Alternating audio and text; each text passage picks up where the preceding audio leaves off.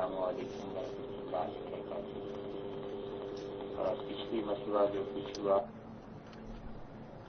اس میں ہمارا کم سے کم کوئی قصور نہیں تھا، اس لیے کیا معذرت آپ سے کرنے مجھے ہے بہرحال مجھے بھی افسوس تھا، اور میرے مخدوم بن صاحب سے بات چیت چل رہی تھی،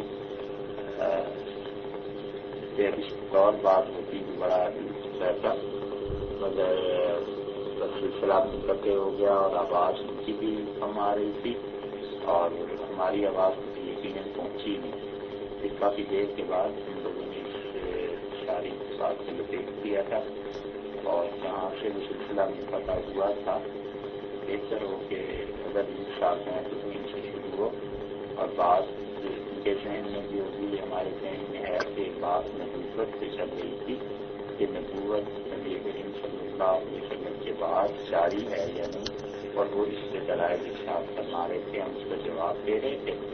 تو ملک صاحب کی درخواست ہے کہ وہ تشریف لائیں، جب صاحب ہیں تو ان کی بات بتا دیں یا وہ بات کر لیں، اور یا پھر جو ارشاد فرمائیں ملک صاحب، میں آپ کی خدمت کے لیے حاضر ہوں۔ السلام علیکم ورحمۃ اللہ وبرکاتہ۔ مفتی صاحب مجھے ریکار اب تو نظر نہیں آ رہے ہیں آن لائن، تو پتہ نہیں وہ کسی اور میٹ سے بیٹھے ہوں یا کسی اور وجہ سے بیٹھے ہوں، لیکن ان کے کوئی بڑے چیلے بیٹھے تھے یہاں تھوڑی دیر ہوئی، لیکن ہے کہ آپ کو پتہ ہے وہ وہی چیلے ہیں جس میں جو حضرت عیسیٰ علیہ السلام کے شام میں بڑی سخت الفاظ استعمال کر رہے تھے جب آپ پہلے دن اس کمرے میں تشریف لائیں۔ تو اس وقت مجھے اس کمرے میں کوئی قادیانی خاص نظر نہیں آ رہے، لیکن وہ آ جائیں گے جب تک کیا نام ہے جب آپ اپنی بات شروع کریں گے۔ آپ کے ساتھ رنگ صاحب نے یہ وعدہ کیا تھا کہ اجرائے نبوت کے اچھا اگر تو آپ نے کر ہی لیے کال؟ کر دیا تو وہ اسلام نہیں کوئی بات نہیں۔ اب میں اس کے قادیانیوں کے متعلق کیا بتاؤں مفتی صاحب، ہم تقریباً 1.5 سال نہیں مجھے تو کوئی مسئلہ نہیں ہے، لیکن رنگ سوکھ نہ گیا ہو بس یہ، کیونکہ اتنی دیر ہوگی ہے کہ مجھے آرنو کہ ان کا کیا حال ہے تو جی۔ تو اگر وہ مائکروفون کا آ تو کچھ سوال جواب کرنا چاہتے ہیں؟ نہیں مجھے نہیں پتا۔ آ جائیں چاچا جی، آپ اچھا اگر آپ کوئی سوال مفتی صاحب سے کرتے ہیں کرنا چاہتے ہیں قادیانی کے متعلق نہیں یہ بھی بات ہے، حالانکہ ہمارا طریقہ نہیں بس مجھے اسی چیز کی فکر تھی کہ بہت عرصہ ہو گیا تھا تو میں نے کہا پتا نہیں سوکھ نہ گیا ہو تو کیا فائدہ ہوگا اس کا۔ آپ باہر کی ایگزام دے رہی ہیں؟ اچھا چلیں اچھی ہے، اچھی بات ہے، ایک لوہر تو جاننے والا ہونا چاہیے جی۔ نہیں اللہ نہ کرے کام پڑے، لیکن کچھ بھی ہو سکتا ہے۔ اچھا ٹھیک ہے، تو آپ بتائیں پھر کس طرح، یعنی کہ آپ آئیں گے میں ہوں، جیسے بھی آپ مناسب کریں۔ او اچھا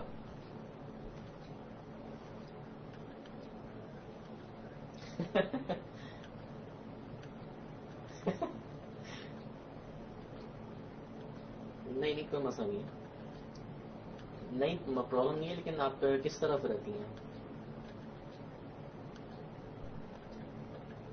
میں فری مونٹ میں ہوں۔ او ڈاؤن ٹاؤن میں، اچھا کس طرف ہے ڈاؤن ٹاؤن میں؟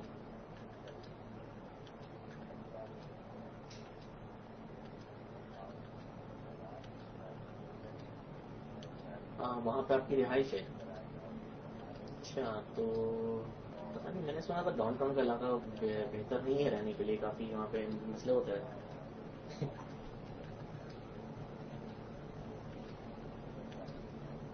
اچھا اچھا صحیح ہے۔ اچھا تو آپ اکیلی رہ رہی ہیں؟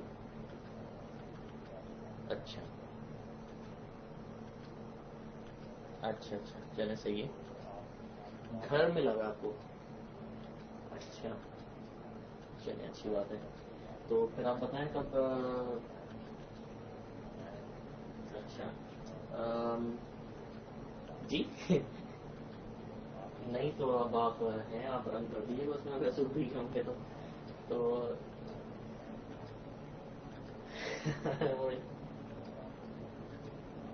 میں سوچا تھا کل کیونکہ مجھے جاب پہ جانا ہے کچھ بھی کرنا ہے مجھے وہاں سے کچھ تو لیکن میں تو خیر یہ پوچھنا چاہتا تھا کہ آپ کب آپ کے لیے مناسب ہوگا.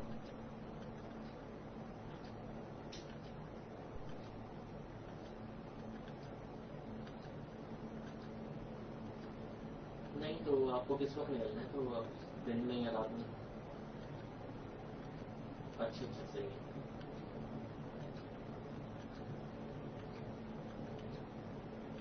کہاں سے پک آئی تھی؟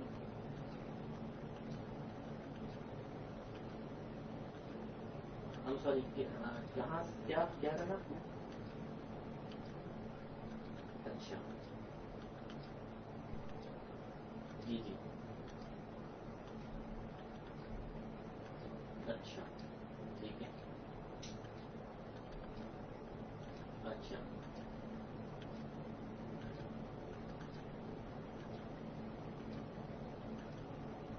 اچھا جی اگر آپ مناسب سمجھیں تو میں آپ کو لے جاتا ہوں وہاں پہ آپ رسپانس بھی پک کر لیجیے گا لیکن میں اس انٹائرلی آپ کے لیے آپ اگر مناسب سمجھیں تو.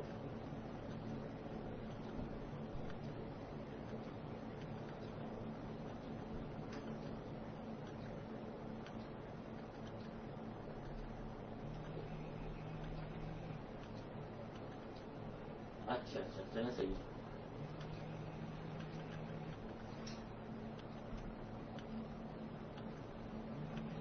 اچھا چلیں صحیح ہے. تو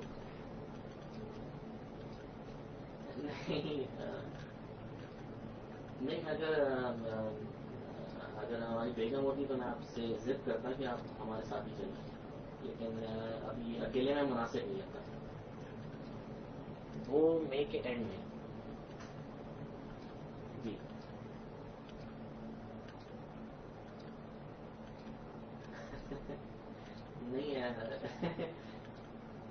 نہیں آپ وہ تو ٹھیک ہے کر لیں گے لیکن پہلے تو آپ ہمارے پاس دیکھیے گا اس کے بعد جو ہے پھر دیکھیں گے آپ.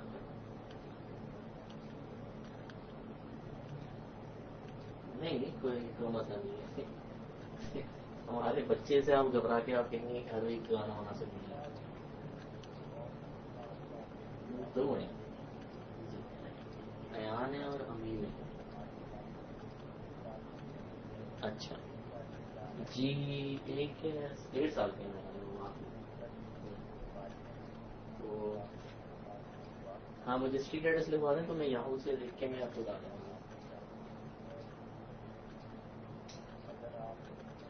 907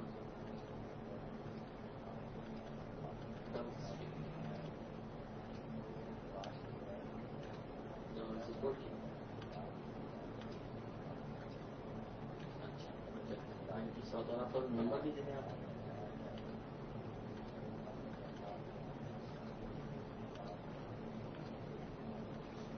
ایسا نمبر جس پہ آپ اٹھائیں.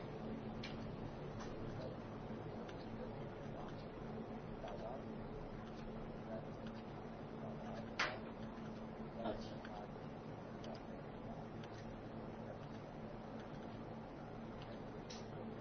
جی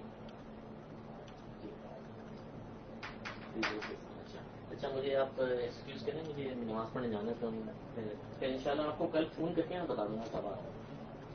ٹھیک ہے آپ بہتر شام ہو گئے صبح ہوگا. چلے نہیں کوئی مسئلہ نہیں ہے میں شام میں آ جاؤں گا. میں آپ کو شام میں کال کر کے آ جاؤں گا. ٹھیک ہے اوکے سر.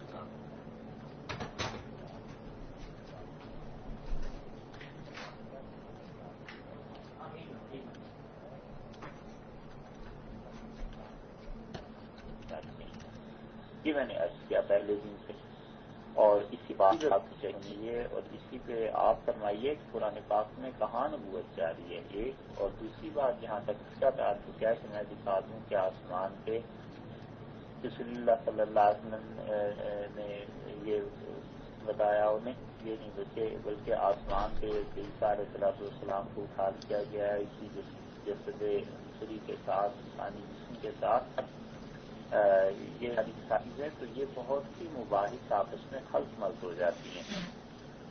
یہ تو ایسی بچوں جیسی بات ہے جیسے وہ صبح اٹھ کے کہتا ہے کہ نیند بھی آ رہی ہے اور ناشتہ بھی دیں اور گیہوں آپ بھی دلا دیں اور رات کا کام بھی باقی رہ گیا تھا اور اپنی ٹیچر نے کہا تھا کہ پیسے بھی لے کے آنا، تو ٹرن بائی ٹرن بات ہوگی نا کہ انسان یہ تو نہیں ہو سکتا کہ ساری باتیں ایک دم سے شروع کر لی جائیں آئے ہیں، اور وہ یہ کہ میرا عقیدہ ہے اور نعوذ باللہ معاذ اللہ سے اس طریقے کے علاوہ میں عقیدہ رکھوں کہ رسول اللہ صلی اللہ علیہ وسلم ہر حال میں آخری نبی تھے اور ان کے بعد نبوت جاری نہیں ہے، نبوت ختم ہو گئی۔ اس کے ساتھ ساتھ ایک بات آپ نے جو ابھی صاحب ارشاد فرمائی ہے کہ قرآن پاک کی روح سے ہم ثابت کرتے ہیں، تو میں نے قرآن پاک کی روح سے عرض کیا تھا کہ اللہ تعالیٰ نے انہیں خاتم النبیین فرمایا ہے۔ آپ نے ابھی جو لفظ ارشاد فرمایا نا، میں معاذ اللہ نعوذ باللہ نہیں مان سکتا کہ رسول اللہ صلی اللہ علیہ وسلم کا فیض نبوت اس سے اب انبیاء، شہداء، صالحین اور صدیقین علیہ السلام کے پیدا نہیں ہوں گے، تو اس کے متعلق بھی آپ سے عرض کرتا ہوں کہ رسول اللہ صلی اللہ علیہ وسلم کی نبوت کا فیض وہ کوئی بھی اس کے انقطاع کا قائل نہیں ہے۔ سب مانتے ہیں کہ رسول اللہ صلی اللہ علیہ وسلم کی فیوزات دنیا بھر میں جاری ہیں، اور فیض کی ایک تعریف تو وہ ہے جو صوفیہ کرتے ہیں، اور وہ صوفیہ جن فیوزات کو کہتے ہیں، ابن عربی رحمۃ اللہ علیہ نے بڑی تفصیل سے چیزوں کو لکھا ہے۔ عالم روحانیت میں اب بھی ایسے لوگ ہیں جنہیں رسول اللہ صلی اللہ علیہ وسلم کا فیض محسوس ہوتا ہے، تعلقات محسوس ہوتے ہیں، مگر وہ سب کی سب چیزیں جو فیوزات اور برکات سے تعلق رکھتی ہیں، کیا وہ عقیدے کی بنیاد بن جائیں گی؟ ایک تو آپ خود سوچئے کہ فیض کے ذریعے انہیں کشفن کوئی چیز معلوم ہوئی، الہامن کوئی چیز معلوم ہوئی، تو کیا یہ الہام چاہے وہ صوفیہ کے ہوں اور چاہے وہ اتنے بڑے صوفیہ کے ہوں جیسے محی الدین ابن عربی، شیخ عبد القادر جیلانی، حسن بصری تک جو تابعین میں سے تھے رحمہم اللہ، یہ عقیدے کی بنیاد نہیں بنتے حصہ، اور جس طرح اس کا تعلق ہے کہ رسول اللہ صلی اللہ علیہ وسلم کا فیض وہ جاری ہو جو علم کی صورت میں ہے۔ اس فیض کی بھی تو بہت قسمیں ہیں نا، روحانیت کے اعتبار کو چھوڑ کے باقی علوم میں آ جائیے، یہ بھی تو رسول اللہ صلی اللہ علیہ وسلم کا فیض ہے۔ کافروں کے خلاف اگر کہیں حقیقی طور پر جہاد ہو، کافروں کے خلاف حقیقی طور پر کہیں جہاد ہو، تو بھی تو رسول اللہ صلی اللہ علیہ وسلم کی کا تو فیض ہے۔ صحیح اور خالص اسلام اور دین، اس کی جتنی بھی شاخیں دنیا میں جاری ہیں، خواہ وہ علم ہے، خواہ وہ تصوف ہے، خواہ وہ عبادات ہیں، خواہ وہ عقائد ہیں، خواہ وہ معاملات ہیں، اور ان کے مراکز ہیں، مساجد ہیں اور خانقاہیں ہیں اور اسلامک سینٹرز ہیں، بشرطے کہ ان میں حقیقتاً کام اسلام کے مطابق ہی ہو رہا، تو یہ سب رسول اللہ صلی اللہ علیہ وسلم ہی کا فیض جاری، انہی کی فیض کی بنیاد بھی تو ہے، انہی کا فیض، انہی کی مہربانیاں تو ہیں کہ انہوں نے امت کو ظلم کے خلاف ڈٹ جانے کا سبق سکھایا، اور جو ظلم کے خلاف مارا جائے وہ شہید ہے۔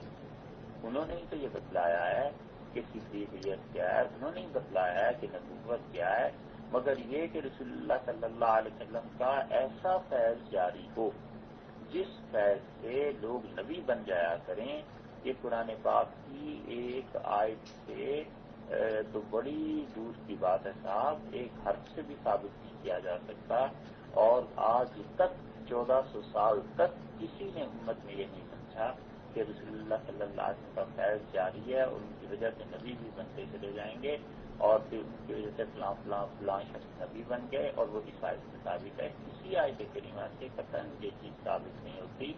اللہ نے صراحتاً کہہ دیا ہے کہ انبیاء علیہ السلام کے آخری فرض تھے، اور بس اس کے بعد یہ چیپٹر ہی کلوز ہو گیا۔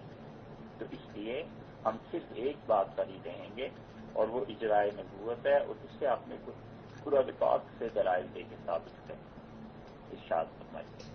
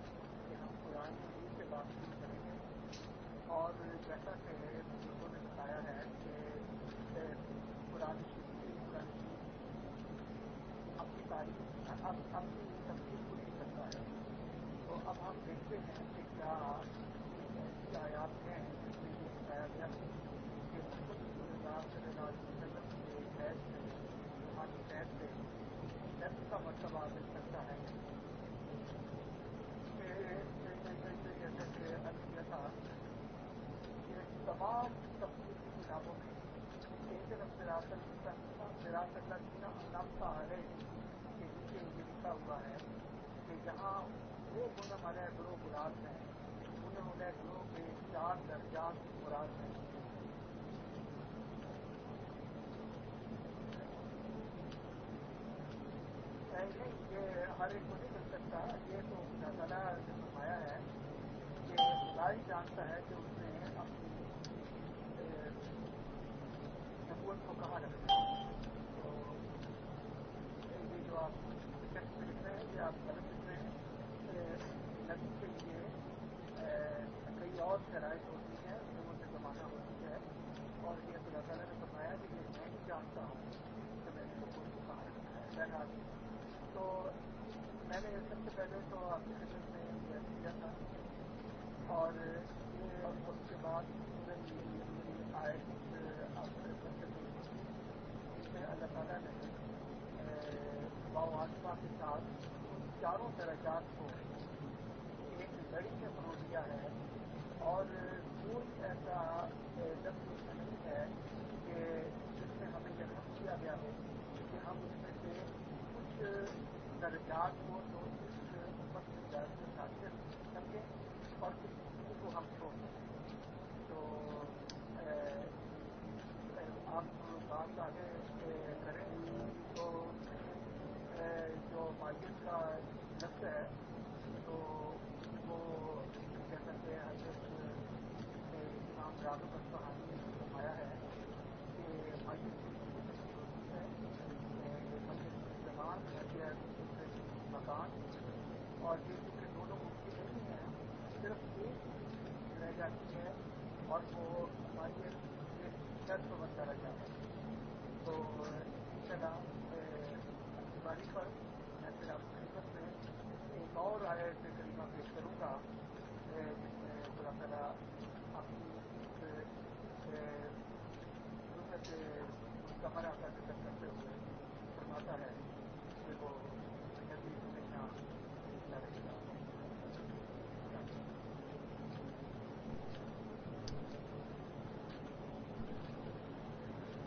رضوان صاحب، نوازش آپ کی، آپ نے قرآن پاک کی ایک ایسی آیت کریمہ کا حوالہ دیا جو ہر مسلمان نماز میں اس کی تلاوت کرتا ہے، اور اللہ تعالیٰ سے متمنی ہے کہ خدا اسے راہ راست پر رکھے. ہم بھی آپ بھی سب کہتے ہیں اللہ سے یہی مانگتے ہیں. رضوان صاحب، اس کی تفسیر آپ یہ فرما رہے ہیں کہ اللہ تعالیٰ نے 4 گروہوں کے متعلق یہ کہا کہ وہ ہیں جو منعم علیہم، یعنی جن پہ اللہ نے انعام فرمایا. پھر آپ اپنی اس بیان کردہ تفسیر کی تائید اس کی خاص مرتبہ آپ نے کی تھی، میں سمجھ گیا اس بات کو. یہ بات یہاں تک تو درست ہے، میں بھی مانتا ہوں کہ اللہ تعالیٰ نے فرمایا ہے کہ انعام اللہ ان لوگوں کی ہمیں راہ دکھا جن پر تیرا انعام ہوا. اور انعام کن پہ ہوا؟ آگے چل کے اللہ تعالیٰ نے سورہ نساء میں یہ ارشاد فرما دیا کہ وہ انبیاء علیہ السلام کے، شہداء پہ، صدیقین پہ، صالحین تھے. تو یہ چار گروہ اتنی بار تو سمجھ آتی ہے کہ ان خودوں پر لیکن یہ چاروں گروہ انعام ہونے کے بعد اس کا کیا اجرابی سائز میں ہے کہ جاری بھی رہے گا. آپ انہی آیات کا حوالہ دے کے دونوں کا کہتے ہیں کہ جاری بھی ہے، جیسے صدیقیت جاری ہے، شہادت جاری ہے، صالحیت جاری ہے، اسی طرح نبوت بھی جاری ہے. تو ان کا پہلی بات یہ عرض کرنا چاہوں گا کہ یہ قرآن پاک کی ان دو آیات سے وہ چیز ہے جو آپ نے سمجھی ہے نا جی، تو آپ کی سمجھی ہوئی بات میرے لیے کوئی دلیل نہیں رکھتی، میری سمجھی ہوئی بات یقیناً آپ کے لیے بھی کوئی دلیل نہیں رکھے گی. تو آخر قرآن پاک کی تشریح جب ہم کریں گے تو پھر ہم میرے اور آپ کے درمیان کون ہے ایسا ہے جس پہ اعتماد کیا جائے. ایک سوال تو میرا یہ ہے، میں پھر اس کو بالکل بریفلی آپ کے سامنے رکھتا ہوں جن صاحب کہ صراط الذین انعمت علیہم میں انعام کی تشریح آپ نے نعمت کی، خدا کے انعام کی ہے کہ نبوت اور صدیقیت، شہادت اور صالحیت یہ سب چیزیں جاری ہیں اور یہ رہیں گی. ہم نے یہ کہے ہیں کہ اس آیت سے یہ تو پتہ چلا ہے کہ جو اللہ کے اچھے بندے ہوں گے وہ ان چاروں درجات میں جو لوگ فائز منتخب ہیں ان کے ساتھ رہیں گے. اسی لیے قرآن نے اسی آیت میں سورہ نساء کے آگے چل کے کہے وحسن اولئک رفیقا، اور کیا ہی اچھی ان لوگوں کی رفاقت ہے. تو یہ جو میرے اور آپ کے درمیان مختلف کی بات ہو گئی، اختلاف ہو گیا کہ میں کہتا ہوں یہاں پہ معیت سے مراد ان کا ساتھ رہنا ہے جنت میں اللہ تعالیٰ کی مہربانی کے ساتھ، اور آپ کہتے ہیں اس سے اجرا مراد ہے. تو یہ میرے اور آپ کے درمیان اختلاف ہوا. اس اختلاف کو اس آیات کی تفسیر میں آخر کون ایسا شخص یا ایسی چیز ہے جو حل کرے گی، یہ ایک سوال ہے میرا. اور دوسری بات یہ ہے کہ جہاں تک آپ نے امام راغب رحمۃ اللہ علیہ کا ذکر کیا ہے، راغب خود بھی اس آیت سے یہ نہیں سمجھ سکے کہ نبوت جاری ہے. عجیب بات ہے. راغب نے معیت فی المکان اور معیت فی الزمان کی بات یقیناً کہی ہے کہ معیت سے مراد یہ ہے کہ کسی دور میں اکٹھے ہونا، جیسے میں آپ ہم سب لوگ ایک دور میں اکٹھے ہیں، ایک دوسرے کے ساتھ ہیں. اسی طرح زمانے کے اعتبار سے زمانے کے اعتبار سے یہ ہوا ٹائم، اور اسپیس کے اعتبار سے، جگہ کے اعتبار سے. مثلا میں اس وقت یہاں پہ بیٹھا ہوں، میرے ساتھ ایک اور دوست ہیں، ہم دونوں ایک جگہ پہ اکٹھے ہیں. آپ ہیں، آپ کے ساتھ کوئی اور دوست بھی فرض کیجیے ہوں گے تو آپ اس سے اعتبار سے اکٹھے ہیں. تیسری معیت کی درجہ کے درجے میں اکٹھے ہونا، یہ آپ سوچئے درجے میں اکٹھے ہونا. اب اس کو ذرا سا میں ٹلٹ کروں اور یہ کہوں کہ آپ تو جناب جس درجے میں رسول اللہ صلی اللہ علیہ وسلم کو مان رہے ہیں اسی درجے میں آپ مرزا غلام احمد صاحب کو بھی مان رہے ہیں، تو یہ بات تو قابل تسلیم نہیں ہے، یہ تو مانا ہی نہیں جا سکتا. ہم تو کہتے ہیں رسول اللہ صلی اللہ علیہ وسلم جس درجے میں ہیں بس وہ ایسا درجہ ہے کہ اللہ کا بڑے سے بڑا نبی بھی، جلیل القدر نبی، خواب حضرت موسیٰ علیہ السلام ہو، اور خواب رسول اللہ صلی اللہ علیہ وسلم کے جد امجد حضرت ابراہیم علیہ السلام بھی کیوں نہ ہو، وہ بھی اس درجے میں شامل نہیں. ٹھیک ہے نا؟ اس لیے ہم یہ قطعاً تسلیم کرنے کے لیے تیار نہیں ہیں کہ معیت کی شرط جو ہے وہ مرزا غلام احمد قادیانی صاحب کو رسول اللہ صلی اللہ علیہ وسلم کے ساتھ حاصل ہے، علیہ اللہ. دوسری بات تو یہ. تیسری بات، جہاں تک آپ ان آیات سے یہ ثابت کرنا چاہتے ہیں کہ نبوت عطا ہوئی ہے اور نبوت جاری ہے، تو میں آپ سے عرض کروں گا کہ بہت سی چیزیں ایسی ہیں جو وقت کے ساتھ ختم ہو گئی. قرآن میں اس کا ذکر ہے. مثلاً قرآن پاک نے بار بار کہا ہے، یہ بات ذرا سی غور سے صاحب آپ اس پہ توجہ دیجیے گا. قرآن پاک نے صحابہ کرام رضی اللہ عنہ کے مناقب بار بار بیان کیے ہیں اور بار بار یہ کہا ہے کہ رضی اللہ عنہم ورضوا عنہ، اللہ ان سے راضی ہوا، خوش ہوا، وہ اللہ سے خوش ہیں. اور اس طرح کی بہت سی آیات ہیں. کیا اب کسی کو یہ صحابیت کا شرف حاصل ہو سکتا ہے؟ میں آپ کے سامنے قرآن پاک کی وہ آیت رکھتا ہوں جس میں اللہ تعالیٰ نے فرمایا ہے کہ مہاجرین اور انصار یہ ان کے اوصاف ہیں، والذین تبعوہم بإحسان، اور وہ لوگ جنہوں نے احسان کی صفت کے ساتھ ان کی پیروی کی. غور فرمائیے گا انصاف. اللہ تعالیٰ نے فرمایا ہے کہ میں راضی ہوں اصحاب سے، مہاجرین سے، صحابہ کرام رضی اللہ عنہ سے، اور ان سے جنہوں نے نیکی کے ساتھ ان کی امت میں، امت مسلمہ میں جنہوں نے نیکی کے ساتھ ان کی پیروی کی. تو پیروکار تو صحابہ کرام رضی اللہ عنہ کے ہم سب ہیں. اللہ نے شرط لگائی ہے احسان کی، نیک ہونے کی، مکمل طور پہ پاک ہو جانے کی، کہ آدمی اپنے آپ کو قبائل تک سے محفوظ رکھے. یہ اللہ نے فرمایا ان سے بھی راضی ہوں. تو کیا یہ جو ان کے متعلق اللہ نے کہا ہے کہ امت میں ان سے بھی راضی ہوں جو صحابہ رضی اللہ عنہ کی پیروی کرتے ہیں، تو کیا کوئی آدمی صحابی بن جائے گا؟ نہیں بنے گا. یقیناً آپ بھی مانتے ہوں کہ نہیں بنے گا. آخر صحابی کیوں نہیں بن سکتا؟ صحابی اس لیے نہیں بن سکتا کہ صحابیت موقوف تھی رسول اللہ صلی اللہ علیہ وسلم کی زیارت پر، کہ زندہ جیتے زندہ جاگتے اس نے رسول اللہ صلی اللہ علیہ وسلم کو حالت اسلام میں دیکھا ہو، یا نبی کریم صلی اللہ علیہ وسلم کی نگاہ مبارکہ اس پہ پڑی ہو. یہ ہے نا صحابیت کا معیار. اور صحابیت رسول اللہ صلی اللہ علیہ وسلم کے انتقال پہ ختم ہو گئی. بس ان کے بعد تو کوئی صحابی نہیں ہو سکتا. بڑے سے بڑا تابعی مدینہ منورہ میں سعید بن مسیب رحمۃ اللہ علیہ تھے، اور ویسے قدمی رحمۃ اللہ علیہ کے تابعین میں سے، امام ابو حنیفہ رحمۃ اللہ علیہ تابعین میں سے تھے، ابراہیم نخعی تھے، اسود تھے، علقمہ تھے. کون کون آدمی تھا ابراہیم بڑا بڑے سے بڑا آدمی. یقیناً یہ بہت بڑے بڑے لوگ تھے. ان میں سے کوئی ایک آدمی بھی صحابی نہیں ہو سکا. کیوں؟ وجہ یہ کہ رسول اللہ صلی اللہ علیہ وسلم کا انتقال ہو گیا. جس چیز سے صحابی بنتے تھے وہ چیز دنیا میں نہیں رہی. اگر آپ یہ بات صاحب میری فالو کر رہے ہیں، اور امید ہے انشاءاللہ آپ کے سمجھ میں آ رہی ہوگی، ٹھیک اسی طرح نبوت اللہ کا انتخاب ہے، اللہ کا چناؤ ہے. اللہ تعالی نے یہ ابھی آپ نے بھی کہا تھا کہ کسی نے آپ سے لکھ کے پوچھا نا کہ کیا آپ بھی یہ نعمت آپ پہ بھی جاری ہے؟ تو آپ نے کہا نہیں، وہ تو اللہ جانتا ہے کہ کس پہ جاری ہے، اور اللہ تعالیٰ ہی کو علم ہے کہ وہ نبوت کا مقام کس کے لیے مناسب ہے. تو یہی ہم کہتے ہیں کہ جس طرح صحابی اب کوئی نہیں بن سکتا، نبی بھی کوئی نہیں بن سکتا، کیونکہ اللہ نے خود بتا دیا ہے کہ اس نے اس چیز کو ختم کر دیا. یہ شرط ختم ہو گیا نبوت کا. تو بہت سی چیزیں ایسی ہیں. میں نے تو ایک مثال دی ہے صحابیت کی، اب نہیں ہو سکتا دنیا میں کبھی بھی کوئی. اسی طرح نبوت وہ بھی نہیں ہو سکتی. تو آپ بات وہ پہلی والی بھی میری اس بات کا بھی جواب ارشاد فرما دیجیے کہ آخر فیصلہ کون کرے میرے اور آپ کے درمیان. ایک آیت سے میں یہ سمجھا ہوں، آپ یہ سمجھیں، آپ دونوں میں سے کون صحیح سمجھا ہے، یہ بھی فیصلہ کچھ بات ہونی چاہیے نا. یہ بھی فرما دیجیے. اور دوسرے میں نے آپ سے عرض کر دیا کہ کیوں اب ہم یہ کہتے ہیں کہ رسالت نہیں ہے، جیسے صحابیت بھی نہیں ہے، اور بہت سی چیزیں ہیں جو رسول اللہ صلی اللہ علیہ وسلم یا اللہ تعالیٰ کی وجہ سے ہیں، اور جب وہ نہیں چاہتے تو نہیں ہو. ارشاد فرما دیا. السلام علیکم. شکریہ بہت بہت. اللہ تعالیٰ سے اور ایمان کی برکت ہے.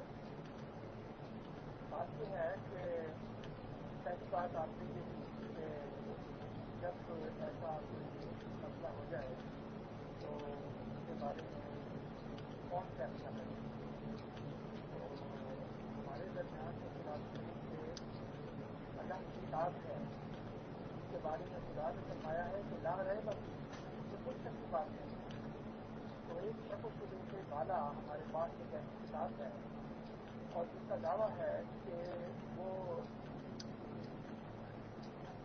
اپنی ترتیب سے آپ کرتی اور تمام مسلمان سے آپ آپس میں بے شمار اختلافات کے باوجود اس بات کو مانتے ہیں کہ قرآن شریف اپنی تفصیل خود کرتی ہے. تو ہمارے درمیان جو حکم ہے وہ تو قرآن شریف ہے، اور ہمارا یہ فرض بنتا ہے کہ قرآن شریف کی تفصیل شخصات کو اپنے ذہن میں مد نظر رکھتے ہوئے، سامنے رکھتے ہوئے ہم کسی چیز کا عمل کرتے ہیں. ورنہ تو بڑی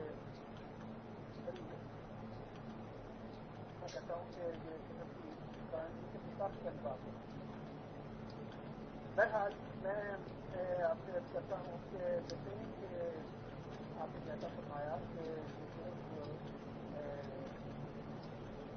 مراد کاؤنسل ہے جو ثقافت ہے جو لڑکیوں کو لڑکیوں سے ملے گی لڑکوں سے ملے گی تو اگر ہم اس قسم کا کوئی ترجمہ کریں تو وہ ترجمہ بالبداہت ہی بتا دیتا ہے کہ یہ ترجمہ غلط ہے، کیونکہ یہ ترجمہ ہم اگر ایسا کریں گے کہ نبی نہیں ہوں گے اس امت میں بلکہ نبیوں کے ساتھ ہوں گے، نہیں ہوں گے فرشتوں کے ساتھ ہوں گے، کیونکہ یہ تو ایک زنجیر ہے، یہ زنجیر کو یا تو ہمیں ساری قبول کرنی ہوگی یا ساری سے چھوڑنی ہوگی، تو یہ تو خیر امہ ہے، ہم اس میں ان روحانی درجات کو ہم چھوڑ نہیں سکتے، اور ان درجات میں زمانے میں ہو کے یہ بتا دیا ہے کہ چوتھا بھی خدا تعالیٰ اس امت مرحومہ میں شریک ہوتا ہے۔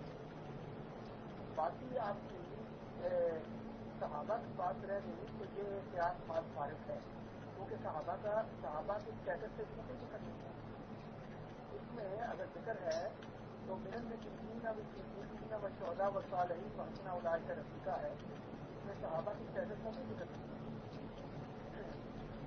اچھا، اب میں آپ کی خدمت میں بات کو آگے چلاتے ہوئے آپ کی خدمت میں اللہ تعالیٰ کی سنت مستمرہ کا ذکر کرتا ہوں کہ سورہ حج میں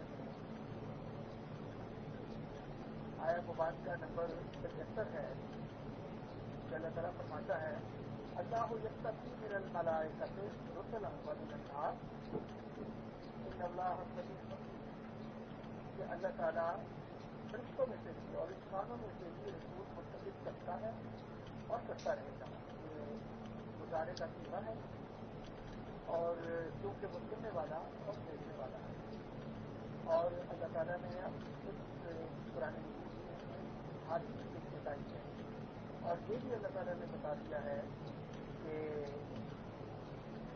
بلند تاجدہ علیہ سنت اللہ علیہ وسلم، جب خدا تعالیٰ کی سنتوں کو تو کبھی تبدیل ہوتے نہیں دیتے، اللہ تعالیٰ کی کوئی چیز معطل نہیں ہے، اللہ تعالیٰ تمام چیزیں جاری ساری ہیں، اور اس میں وہ حاجی کی تشریح ہے، اور اس کا خدا تعالیٰ نے واضح طور سے یکتفی مضارع کا صیغہ استعمال کرتے ہوئے بتا دیا کہ یہ خدا کی سنت ہے جو ہمیشہ رہی ہے اور ہمیشہ رہے گی۔ اللہ تعالیٰ فرشتوں میں سے بھی اور انسانوں میں سے بھی رسول منتخب کرتا ہے اور کرتا رہے گا، کیونکہ وہ سننے والا اور دیکھنے والا ہے، یعنی وہ سننے والا بھی ہے، وہ زمانے کے حالات کو دیکھنے والا بھی ہے، اور وہ زمانے کی پکار کو سننے والا بھی ہے۔ جیسے ہی اس زمانے میں باقی صاحب نے بھی لکھا ہے کہ ہمارے ملک نبی مانگتے ہیں، حالانکہ زبانوں پہ ختم نبوت کے تاغے لگے ہوئے ہیں، لیکن میری کسی بات پہ راضی نہیں ہے، وہ نبی مانگتے ہیں۔ اسی طرح علامہ اقبال جن کو آپ لوگ حقیق الامت کہتے ہیں، وہ بھی صاف لکھتے ہیں کہ یہ دور اپنے براہین کی تلاش ہے، تو یہ خدا تعالیٰ فرماتا ہے کہ وہ سننے والا بھی ہے اور دیکھنے والا بھی ہے، اور وہی جانتا ہے کہ اس نے اپنے رسالت کو کہاں رکھنا ہے۔ انشاءاللہ اگلی باری میں ایک اور سے آئے شکریہ مفتی صاحب آپ کا، اللہ تعالیٰ آپ کو جزا دے، جس محبت اور شفقت سے آپ بات کرتے ہیں اس سے آپ کے لیے دعا کرتی ہے، اللہ تعالیٰ آپ کو ایک بار دے اور آپ کی علم اور معرفت اور داری میں اضافہ کرتا ہے۔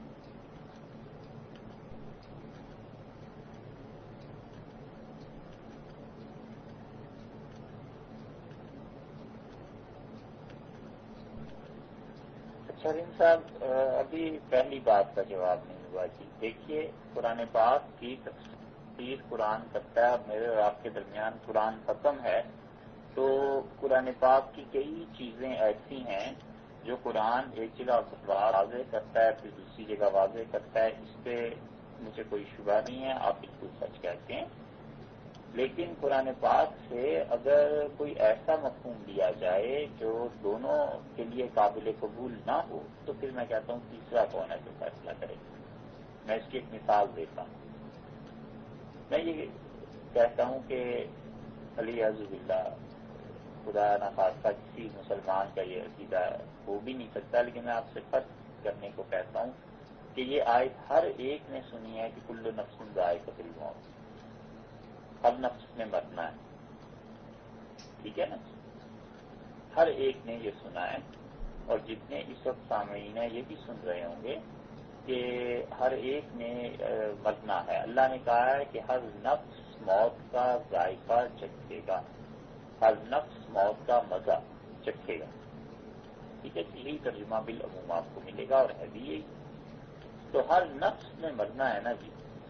اب آپ دیکھیے اللہ تعالیٰ دوسری کا فرماتے ہیں وَيُحَذِّرُكُمُ اللَّهُ نَفْسَ، اور اللہ اپنے نفس سے تمہیں ڈراتا ہے. ترجمہ تو یہ ہے کہ اللہ اپنی ذات سے تمہیں ڈراتا ہے، اللہ تعالیٰ اپنی ہستی سے تمہیں ڈراتا ہے. اب اگر کوئی آدمی یہ کہے کہ قرآن سے ہی ثابت ہوتا ہے کہ ہر نفس نے مرنا ہے، اور اللہ نے نفس اپنے آپ کو بھی کہا لہذا اللہ بھی مر جائے گا، تو یہ تو کوئی بات نہ ہوئی.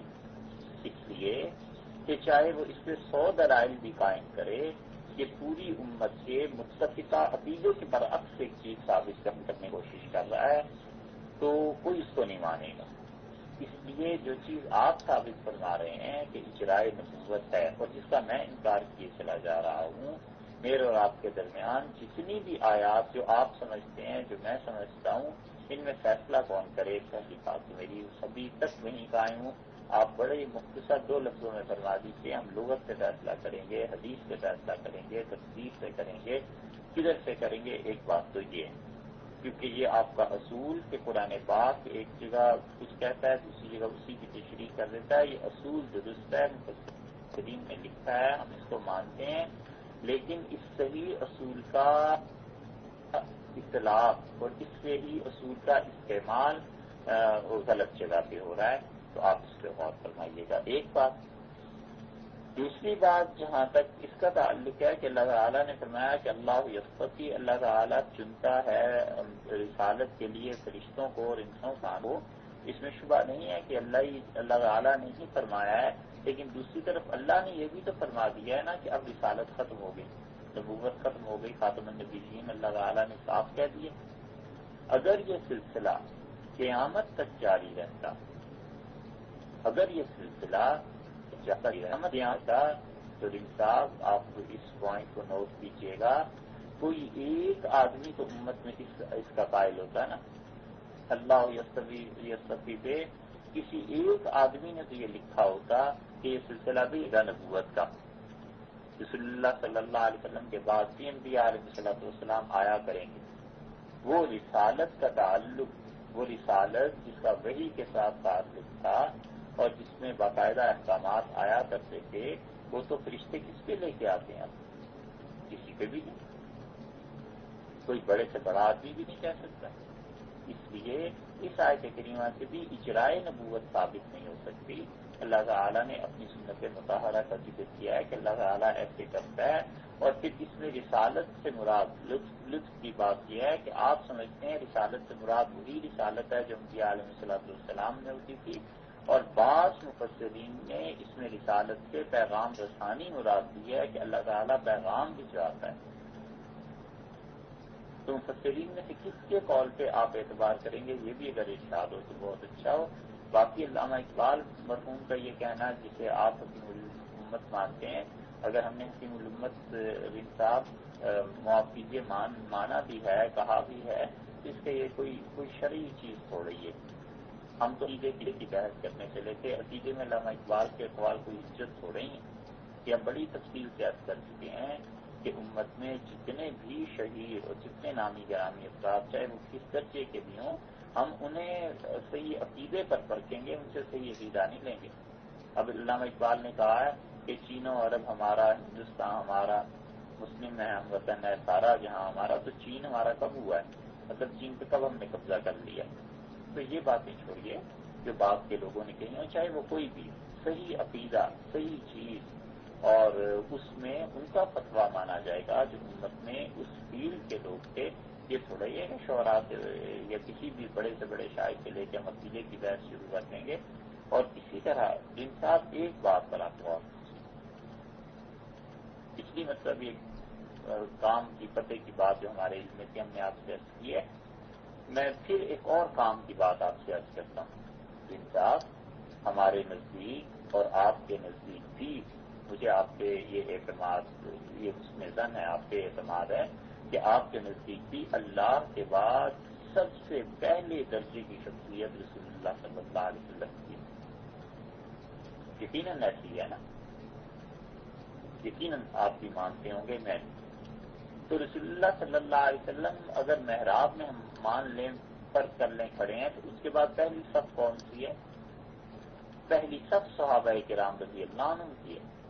یہ پہلی صف میں ابو بکر عمر عثمان علی عشرہ مبشرہ بدری اور احدی اور حدیبیہ کے صحابہ کرام رضی اللہ عنہ شامل ہیں. یہ سب کے سب پہلی صف کے لوگ ہیں. اور اگر اللہ صلی اللہ علیہ وسلم کے بعد نبوت مان لیں نبوت کو جاری مان لیں تو یہ آٹومیٹیکلی انصاف غور فرمائیے آٹومیٹیکلی یہ پہلی صف خود بخود پیچھے چلائی دی جائے گی اور جس شخص کو ہم نبی مانیں گے وہ پہلی صف میں آ جائے گی. کیا آج تک امت سمجھا ہے یقین ہے کہ رسول اللہ صلی اللہ علیہ وسلم امام ہے اور ان کے پیچھے پہلی صف میں مسلمہ کذاب کھڑا ہے اور پھر حضرت ابوبکر رضی اللہ عنہ ان کے بھی پیچھے کھڑے ہیں. یہ بات نہیں ہے. رسول اللہ صلی اللہ علیہ وسلم کے بعد اگر کسی کا مقام ہے تو پھر صحابہ کرام رضی اللہ عنہ کا ہے. ان دونوں کے درمیان ایک اور نئی پوسٹ ایک نئی بات بنانا کہ نبی بھی ہیں جو رسول اللہ صلی اللہ علیہ وسلم کے بعد ہیں اور رضی اللہ عنہ سے پھر اگر کوئی نبی مانتا ہے تو وہ یقیناً افضل ہے نا. کسے باشد اس سے بحث نہیں ہے کہ اس کا نام کیا ہے. کوئی بھی کسی کو نبی مانتا ہے تو ہمارے نزدیک وہ پھر بکر رضی اللہ عنہ کیا بکر رضی اللہ عنہ جیسے ساری امت بھی ہوتی فرض کر لیں تو اس سے افضل قرار پاتا ہے کیونکہ نبوت بہت بہت بڑی چیز ہے. تو ہم اب تک تو یہی امت میں مانتے سنتے آ رہے ہیں اور یہ امت کا عقیدہ ہے کہ رسول اللہ صلی اللہ علیہ وسلم کے بعد پہلی صف میں قابل صحابہ کرام رضی اللہ عنہ میں آپ کہتے ہیں وہ تیسری صف میں چلے گئے دوسری صف میں کوئی اور شخص آ گیا اور آگے رسول اللہ صلی اللہ علیہ وسلم ہیں. تو یہ باتیں ایسے نہیں ہیں صاحب. ہم صرف ایک ہی بات پہ بات کر رہے ہیں وہ یہ کہ اجرائے نبوت ہے یا نہیں. آپ اس کی دلیل دے رہے ہیں قرآن پاک سے بقول وضع میں خود یعنی خود آپ سمجھتے ہیں قرآن سے اس کی دلیل ہے. میں کہتا ہوں یہ آج دلیل نہیں ہے. اس کو کسی مفسر نے ایسے نہیں سمجھا 1400 سال میں کسی نے ایسے نہیں سمجھا. یہ غلط بات ہے اور اس کے لیے آپ خود فیصلہ کر لیجئے کہ جس چیز کو میں غلط کہہ رہا ہوں آپ صحیح کہہ رہے ہیں آپ صحیح کہہ رہے ہیں آپ غلط کہہ رہے ہیں میں صحیح کہہ رہا ہوں. تو اس کا فیصلہ مفسرین میں قرآن پاک کی تفسیر کا کون کرے.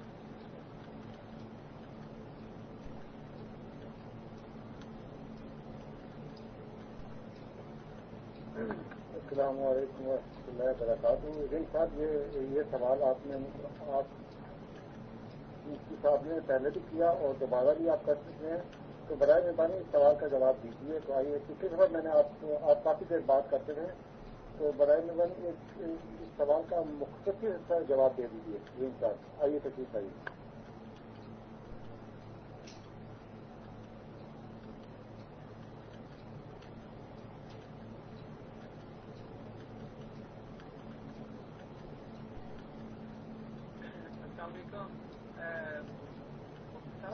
بہت بہت بیان کرنے کا. بات یہ ہے کہ یہ بات صرف سمجھنے والی ہے کہ اللہ تعالیٰ جب اللہ تعالیٰ نے نبی وسلم کے صحابہ کو بہت رتبہ دیا. میں اس سلسلے میں آپ سے کچھ بات کرنا چاہتا ہوں کہ قرآن مجید میں لیکن وہ چونکہ باتیں اور ٹاپک تھے لیکن اس ٹاپک میں کرنا نہیں چاہتا ہوں. میں آپ کی خدمت سے کرتا ہوں کہ آیا کریمہ میں بات کی اس میں اللہ تعالیٰ نے صحابہ کا ذکر کیا. حالانکہ اللہ تعالیٰ نے نبی کے بعد اور تو اس کو میرے بحث میں لانا تعصب پیدا کرنے والی بات ہے کہ حقیقت سے اس کا کوئی تعلق نہیں ہے.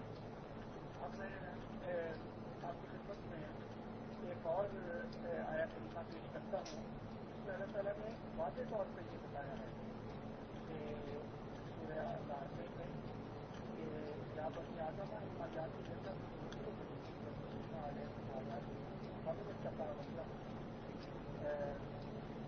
رہنے والا ہوگا کہ اے آدمی اے نوع انسان. یہاں بھی اللہ تعالیٰ جو تواتر ہے جو استقرار ہے اس کو بیان کرواتا ہے اور اس طرح سے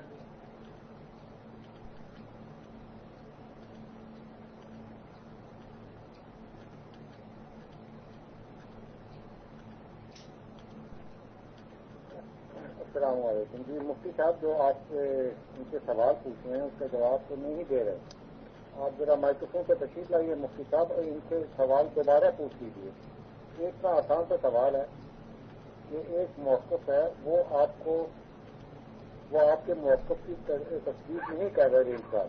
مفتی صاحب آپ کا جو سوال ہے کہ ابھی کون سا پیرامیٹر استعمال کیا جائے جو وہ آپ کے موقف کو تصدیق کر دیں. مفتی صاحب پہلے آپ تشریف لے آئیے تاکہ سوال ان کے لیے واضح ہو جائے. جی صاحب ایک منٹ.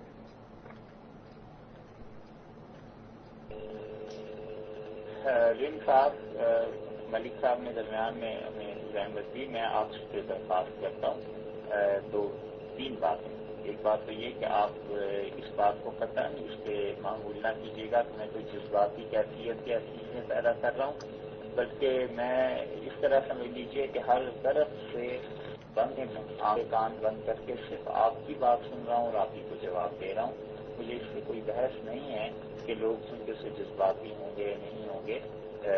یہ صحیح بات ہے کہ میں نے جذباتی کی بات نہیں کی، لیکن اس سے جب کوئی آدمی جذبات میں آتا ہے تو وہ الگ بات ہے. میری نیت اور ارادہ یہ. دوسری بات ملک صاحب درمیان میں تشریف لے آئے ہیں تو آپ اس کو محسوس نہ کیجیے. انہوں نے حقیقتاً میری مدد کی ہے. میں 2 لفظوں میں ایک صاحب بات پوچھتا ہوں کہ قرآن پاک کی جتنی بھی آیات پیش آپ فرما رہے ہیں ان میں کس کا قول کسی میرے اور آپ کے درمیان اختلاف اس بات یہ ہے کہ آپ کہتے ہیں قرآن کی اتنا صورت کی اتنا آیت کی یہ تشریح سے یہ ثابت ہوتا ہے. میں کہتا ہوں یہ ثابت نہیں ہوتا. ٹھیک ہے نا. تو حضرت عمر رضی اللہ عنہ کیا کرتے تھے آپ نے بھی پڑھا ہوگا. حدیث میں آیا حضرت عمر رضی اللہ عنہ کے متعلق کہ ان کی دور خلافت میں کوئی ان سے اختلاف کرتا تھا تو وہ جھٹ سے بات کرتے تھے. کہتے تھے اچھا یہ تمہارے میرے درمیان اختلاف ہو گیا، تیسرے آدمی کو مقرر کرو جو فیصلہ کرتے، ہم دونوں اس کو متفق ہوں گے اس سے فیصلہ کرا دیں. میں بالکل ٹھیک اسی چیز کی آپ کو دعوت دیتا ہوں کہ آپ کو قرآن کو پیش کر دیں. آج کی نشست میں ایسا نشست میں مجھے صرف 2 لفظوں میں 7 لفظوں میں یہ بتا دیجیے کہ آپ کی یہ تشریح میں نہیں مانتا، میری تشریح آپ نہیں مانتے، ہم دونوں کے درمیان کون فیصلہ کرے گا. بس یہ بتا. السلام علیکم مفتی صاحب. اس کا سوال کا جواب بہت ہی آسان ہے. وہ یہ ہے کہ اس کا فیصلہ ہم سب سے پہلے جیسے کہ خدا تعالیٰ نے فرمایا ہے کہ وَإِذَا تَنَازَعْتُمْ فَرَدُّوهُ إِلَى اللَّهِ وَالرَّسُولِ کہ جب تمہیں کوئی تنازع پیدا ہو جائے تو اللہ اس کے رسول کے ارشادات کی طرف سے لوٹا ہو. تو اس سلسلے میں سب سے پہلے میں آپ کی خدمت میں قرآن مجید پیش کروں گا. جب قرآن مجید کی تمام آیات سے میں اپنی بحث کو مکمل کر لوں گا تو پھر کیونکہ ادب کا تقاضا بھی ہے اور ہر شخص جو ہے وہ جانتا ہے کہ قرآن مجید وہ کتاب ہے جو کہ لا ریب فیہ ہے، وہی حکم ہے، وہی پارس پتھر ہے اور وہی کسوٹی ہے سچ اور جھوٹ کو پرکھنے والی اور احادیث کو بھی پرکھنے کا وہی معیار ہے.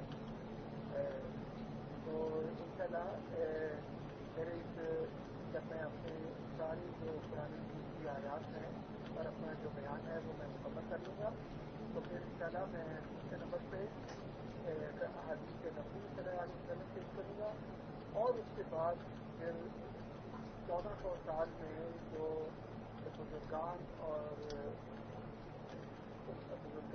سب سے تعلیمی امت سے ہوئے ہیں جن کو انشاءاللہ میں پیش کروں گا. لیکن آج کی صحبت میں جب تک میں قرآن مجید کی ان آیات کو پیش نہ کر دوں جو میرے موقف کی تعریف کرتی ہیں اس وقت تک نہ میں حقیقت جاؤں گا نہ میں تفاصیل کی طرف جاؤں گا اور نہ میں بزرگان امت کے اقوال کی طرف جاؤں گا. اور تاکہ ادب کا جو سلسلہ ہے کہ قرآن پاک کا وہ قائم کرے. تو سب سے پہلے ہم اس کتاب کو پکڑیں گے جو کہ کتابہ ہے اور جس کے اس کا دعویٰ ہے کہ لا ریب فیہ، اور پھر یہ دعویٰ ہے ادھر للمتقین کہ اگر تقویٰ ہوگا تو خدا تعالیٰ سب کچھ سمجھا دے گا. تو اب آپ اگر مجھے اجازت دیں تو میں آگے چلوں، اور اگر آپ یہی کرنا چاہتے ہیں تو آپ کی مرضی، میں تو آپ سے رجوع کروں گا.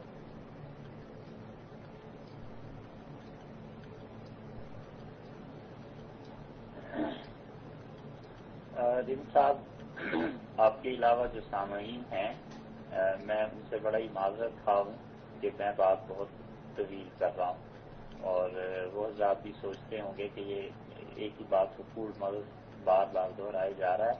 مگر دن صاحب میں آپ بھی عرض کرتا ہوں اس لیے بار بار اس چیز کو دہرایا جا رہا ہوں کہ میں اپنا موقف شاید آپ کو سمجھا نہیں پایا. دیکھیے قرآن پاک کی کتنی آیات ہیں جن کی قرآن دوسری جگہ شرح نہیں کرتا، آپ اس سے متفق ہوں گے. مثلاً اللہ تعالیٰ نے سورہ توبہ میں فرمایا کہ وَعَلَى الثَّلَاثَةِ الَّذِينَ خُلِّفُوا، اور وہ 3 آدمی جو پیچھے رہ گئے غزوہ تبوک میں، اللہ تعالیٰ نے ان کی توبہ بھی قبول کر لی. اب پورا قرآن دوسرا اس ایک آیت کو چھوڑ کے پڑھ جائیں نا جی تو ان 3 کا ذکر ہی نہیں ملتا. یہ 3 کون تھے؟ لا محالہ. اب جب وہ 3 میں کہتا ہوں اس سے بکر، عمر اور عثمان تھے، یہ تینوں علیہ باللہ، یہ میں چھوٹی بات کر رہا ہوں لیکن فرض کرتا ہوں یہ تینوں غزوہ تبوک میں نہیں گئے، ٹھیک ہے. اور انہوں نے رسول اللہ صلی اللہ علیہ وسلم کے پیچھے مدینہ منورہ میں خلافت قائم کرنے کی کوشش کر دی. یہ 3 آدمی وہ تھے. اللہ نے کہا اب میں ان کی توبہ قبول کر لیتا ہوں. آپ کہتے ہیں کہ یہ 3 آدمی اس سے بکر، عمر اور عثمان رضی اللہ عنہ ہو ہی نہیں سکتے صاحب. یہ تینوں آدمی تو ہلال ابن امیہ تھے، فلاں تھے جو صحابہ کرام رضی اللہ عنہ کے نام لکھتے ہیں، اور یہ بیچارے کوتاہی سے جہاد سے پیچھے رہ گئے. نیت ان کی خراب نہیں تھی، اللہ نے ان کی توبہ کو قبول فرما لیا. تو میں جو 3 خلفاء کا ذکر کر رہا ہوں اور آپ 3 اور نام لے رہے ہیں، تو آخر یہ فیصلہ کون کرتا؟ ہم دونوں مل کے یہی کہیں گے نا، چلیے حدیث کی کتابوں میں دیکھیں. حدیث کی کتابوں میں دیکھیں گے تو آپ کا موقف درست ہوگا، میں جھوٹا قرار پاؤں گا. بالکل ایسے ہی دن صاحب قرآن پاک کی جتنی بھی آیات ہیں پورے قرآن کو بھی آپ پڑھ میں پھر اپنے موقف پر ہی قائم ہوں، اس کے متعلق ہی پوچھتا ہوں تو میرے اور آپ کے درمیان مختلف ہی رہے گا. 1 آیت 2 آیتیں آپ نے پڑھنی، 2 چھوڑا 20 بھی پڑھ لیں تو دن صاحب یہ میرے آپ کے درمیان مختلف ہی مسئلہ ہے، اختلاف رہے گا. اس کا فیصلہ اس کو انجام تک کون پہنچائے گا؟ خدا کی کتاب ایک جگہ تفسیر کرتی ہے، ایک جگہ بات کرتی ہے، دوسری جگہ اس کی تفسیر کر دیتی ہے. اللہ تعالیٰ کی ایک بات کو میں مثلاً لے لیتا ہوں کہ اللہ نے فرمایا کہ وہ آخری نبی ہیں رسول اللہ صلی اللہ علیہ وسلم. اب آپ یہ بتا دیجئے کہ اس آیت کریمہ میں کسی نے یہ بھی کہا ہے کہ نہیں آخری نبی نہیں، ان کے بعد نبوت بھی جاری ہے. ہم اسی پہ پھر ٹھہر جاتے ہیں. اگر اپنی پیش کردہ آیات سے اسی طرح اڑنا ہے نا جی تو میں بھی اڑ جاتا ہوں. میں کہتا ہوں یہ خاتون المبین ہے، پہلے تو آپ اسے ثابت کریں. تو جن صاحب یہ مناظرانہ مباحث ہیں، اس طرح ہدایت واضح نہیں ہوتی. اگر آپ یہ کہہ رہے ہیں کہ بلکہ آپ نے یہ فرمایا ہے کہ کتاب اور پھر حدیث اور پھر اس کے بعد بزرگان امت کے اقوال، تو یہ باقی بک سائز جو چھپی ہے ختم نبوت والوں نے بھی چھاپی ہے اور اس کے مقابلے میں مرزائیوں نے بھی چھاپی ہے. میں نے ان دونوں ہی کو پڑھا ہوا ہے. اس میں بھی اسی ترتیب سے دلائل دیے گئے. مرزائی حضرات نے دلائل جمع کر دی ہیں کہ رسول اللہ صلی اللہ علیہ وسلم نبوت جاری ہے. ہمارے لوگوں نے دلائل جمع کر دی ہیں کہ نبوت جاری نہیں ہے. تو اگر اسی دیکھ کے آپ دلائل دیتے رہیں، ادھر سے میں دیکھ کے دلائل دیتا رہوں تو بات اس طرح نہیں بنتی. میں بالکل لفظوں میں بات کہنا چاہتا ہوں آپ سے، آپ کی خدمت میں گزارش کرتا ہوں، معاف کیجیے گا جو سامعین ہیں، بڑی طویل بات ہو گئی. مثلا میں یہ کہتا ہوں رنگ صاحب کہ پہلی صدی کے مفسرین میں عبداللہ ابن عباس تھے، ابن مسعود تھے، حضرت عائشہ صدیقہ رضی اللہ عنہا تھیں، حضرت علی رضی اللہ عنہ تھے، بڑے بڑے مفسر تھے۔ دوسری صدی میں حسن بصری تھے، سعید بن مسیب تھے، اور یہ بڑے بڑے اکابر۔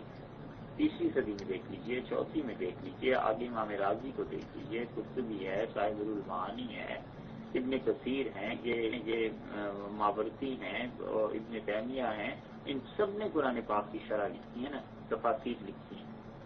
کسی ایک مفسر کا قول لے لیجئے کہ یہ دو آیتیں جو آپ نے پیش کی ہیں اس میں انہوں نے لکھا ہو کہ نبوت جاری، کسی ایک مفسر۔ حتیٰ کہ میں اس پر بھی ایگری کرتا ہوں آپ سے، آپ کے رحم و کرم پر ہوں کہ آپ میری نشاندہی کر دیں، یہ لفظ تو آپ کے ہیں جناب، میں نے استعمال کیے، میں آپ کا محتاج ہوں جناب، آپ میری رہنمائی فرما دیں کہ 14 صدیوں میں آج تک جتنی تفسیریں لکھی گئی ہیں ان میں سے کسی ایک مفسر کا آپ نام لے لیں جو آپ کو پسندیدہ ہو۔ مثلا ابن کثیر آپ کو بہت اچھے لگتے ہیں، جساس راضی بڑے اچھے لگتے ہیں، امام راضی بڑے اچھے لگتے ہیں، آپ سمجھتے ہیں قرطبی نے ٹھیک تفسیر لکھی ہے، رولمانی نے ٹھیک، یہ کوئی ایک آدمی لے لیتے ہیں جی، اس ایک آدمی کی تفسیر میرے آپ کے درمیان قابل قبول ہو جائے گی اور باقیوں کی نہیں ہوگی، ٹھیک ہے نا؟ اس طرح فیصلہ ہو جائے گا کہ اچھا بھی اس شخص نے کیا سمجھا تھا۔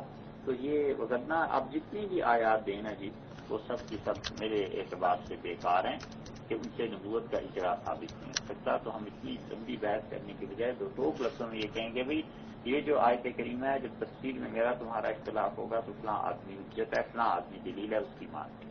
امید ہے انشاءاللہ اب بات سمجھ میں آ گئی ہے۔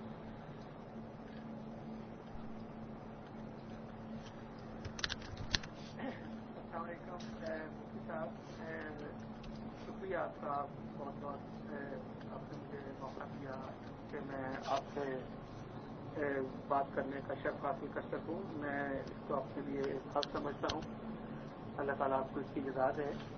لیکن میں ہر ایک کا اپنا عقیدہ ہوتا ہے، میں آپ کو اپنا عقیدہ بیان کرتا ہوں کہ ہمارا عقیدہ یہ ہے کہ ہم سب سے پہلے، جیسے اللہ تعالیٰ نے فرمایا ہے کہ وَإِذَا تَنَازَعْتُمْ فِي شَيْءٍ فَرُدُّوهُ إِلَى اللَّهِ وَالرَّسُولِ، جب تمہیں کوئی تنازع پیدا ہو جائے اسے اللہ اور اس کے رسول کی طرف ہٹا دو۔ تو سب سے پہلے تو ہم دیکھیں گے کہ کیا دیکھیں نا، جب آپ کو یہ ہوا کہ تین وہ اشخاص کون ہیں تو سب سے پہلے آپ نے قرآن مجید دیکھا، تو اگر قرآن مجید اس کی صحیح رہنمائی کر دیں اور بے شمار رہنمائی کر دیں اور پھر آپ جب حدیث کی طرف جائیں گے تو آپ کی وہ رہنمائی کی راہ صحیح ہو جائے گی۔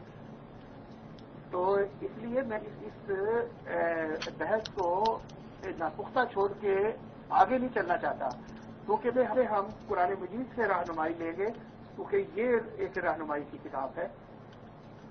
تو بہرحال تو میں باقی رہ گئی مفسرین کی بات، تو یہ وقت اس وقت مفسرین کا نہیں ہے۔ آج کی جو محفل ہے کہ یہ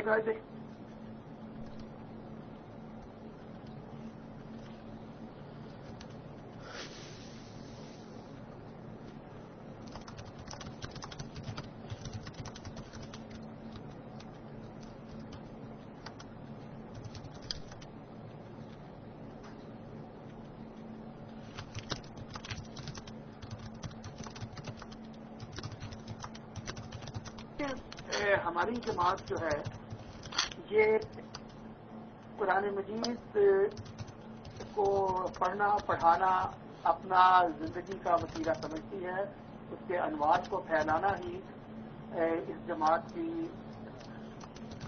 کو اللہ تعالیٰ نے اس مضمون کو کیسے کیسے کھولا ہے۔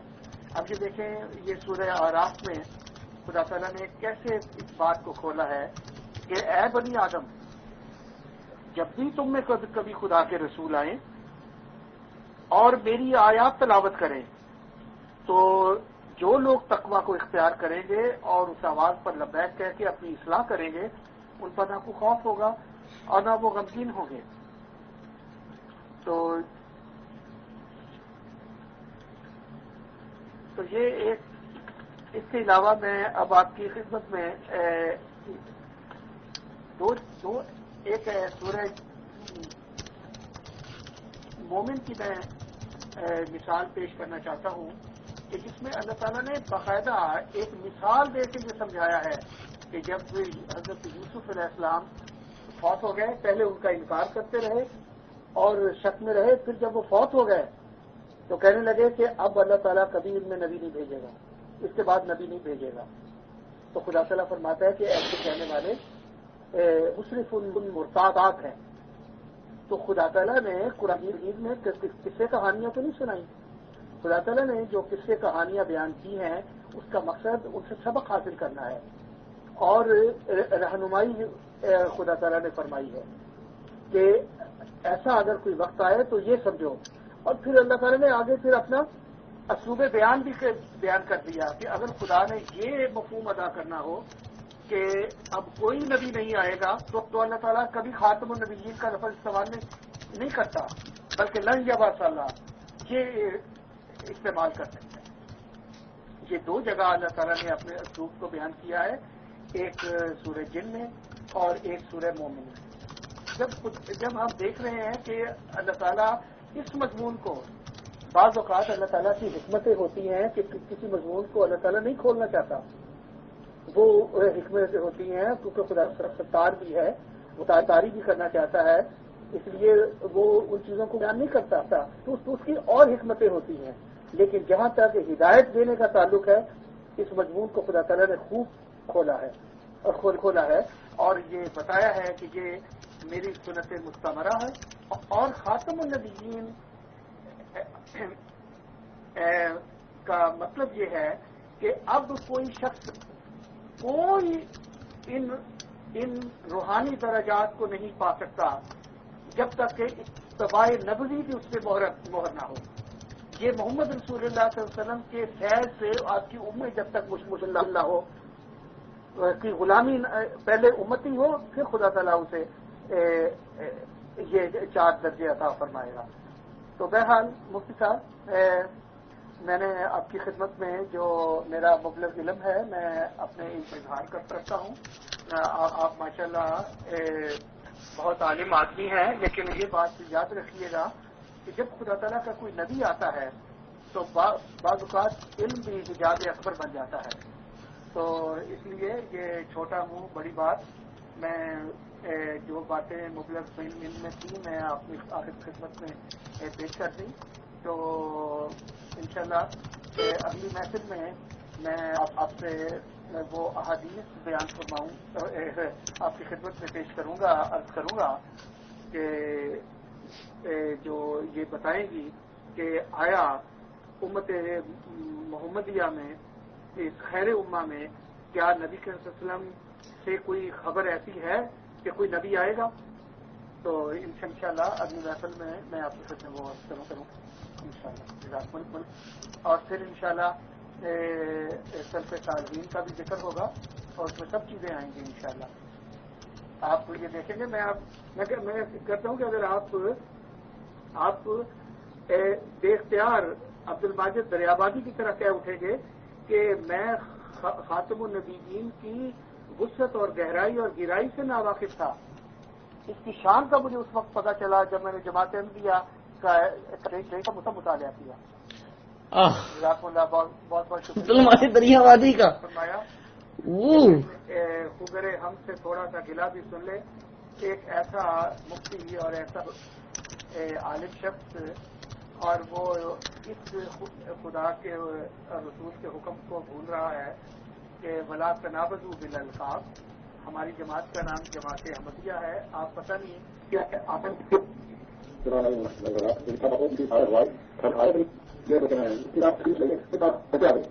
صاحب آپ تشریف لے مائکروفون پر، ابھی میں کیا کروں؟ رن صاحب، بہت نوازش آپ کی، آپ نے جو جواب ارشاد فرمایا، مگر میں پھر اسی موقف پہ قائم ہوں۔ اب تک میں کہتا ہوں کہ قرآن میں جتنی بھی آیات آپ نے تلاوت فرمائی ہیں، ان سب سے کس نے یہ سمجھایا کہ نبوت جاری ہے؟ بس یہ ایک چھوٹا سا سوال ہے، کس نے سمجھایا؟ دوسری بات آپ سے عرض کروں، آپ نے کہا، ارشاد فرمایا کہ جب کسی چیز میں تنازع واقع ہو جائے اور جب کسی میں جھگڑا ہو جائے تو ہم اللہ کی طرف رجوع کریں گے اور اس کے رسول صلی اللہ علیہ وسلم کی طرف اور اولو الامر کی طرف.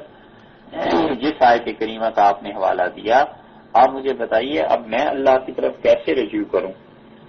جھگڑا تو یہ ہوا میرا آپ کا کہ نبوت جاری ہے یا نہیں. میں خدا کی طرف کیسے رجوع کروں؟ خدا کی طرف ایسے ہی رجوع اب کر سکتا ہوں نا کہ اس کی کتاب کو پڑھوں، کھولوں، دیکھوں اللہ نے دوسری جگہ کیا کہا ہے، تیسری جگہ کیا کہا ہے.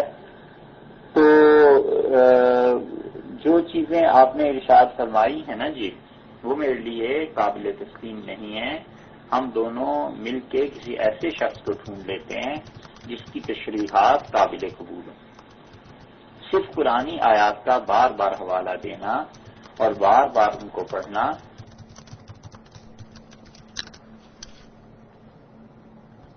میرین صاحب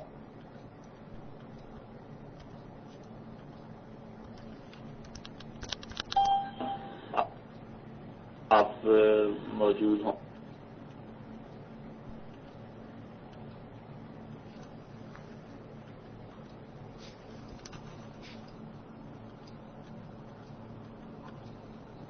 ہوں گے انشاءاللہ سن رہے ہوں گے.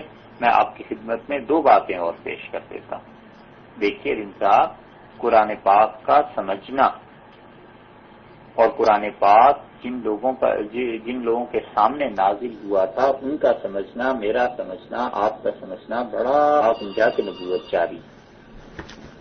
یہ آیات جو آپ پیش کر رہے ہیں یہ صحابہ کرام رضی اللہ عنہ کی پڑھتے تھے. انہوں نے بھی اس کی تفسیر پڑھی تھی اور انہوں نے اس ہستی سے پڑھی تھی جس ہستی سے یہ نازل ہوئی تھی. وہ تو اس آیت کو ان چیزوں کو اس طرح نہیں کرتے. میں آپ کے سامنے دو مثالیں جن سے آپ پیش کر رہا ہوں، آپ ان پر غور کر دیجیے گا. ایک بات میں سمجھتا ہوں اس بات یہ اتنی حقیقت ہے نا، اللہ کی راہ میں لڑنا، کافروں سے لڑنا. جن صاحب یہ آپ بھی سمجھتے ہوں گے کہ جہاد کیا چیز ہے، یہ سمجھتا ہوں جہاد کیا چیز ہے. اور اسی طرح امت میں اور بہت سے افراد سمجھتے ہوں گے مسلمان جو ہیں کہ جہاد کیا چیز ہے. میں آپ سے عرض کروں، آپ ابن کثیر کی تاریخ اٹھا کر دیکھ لیجئے. یہ جو حضرت عثمان رضی اللہ عنہ کے خلاف آئے تھے مدینہ منورہ میں اور ان ظالموں نے کوئی کسر نہیں چھوڑی یہاں تک کہ حضرت عثمان رضی اللہ عنہ کو شہید کر دیا. وہ بھی پتہ ہے آپ کو کیا کہتے تھے؟ وہ کہتے تھے، ابن کثیر نے ان کے لفظ لکھے ہیں کہ انہوں نے کہا جہاد الاکبر، ہمارے دور کا سب سے بڑا جہاد یہ ہے کہ عثمان کو خلافت سے ہٹاؤ، عثمان کو قتل کر دو علی عز باللہ. تو وہ بھی یہ سمجھے بیٹھے تھے. آیا ذہن میں آپ کے دن صاحب؟ حضرت عثمان رضی اللہ عنہ کو شہید کرنا اور پھر اس کے بعد خلافت کے خلاف بولنا اور مسجد نبوی پر قبضہ کر لینا اور لوگوں کو یہ تاثر دینا کہ ہمارے زمانے کا سب سے بڑا جہاد ہے. اب سوائے اس کے ہم کیا کہیں کہ سب سے بڑا فساد وہی تھا.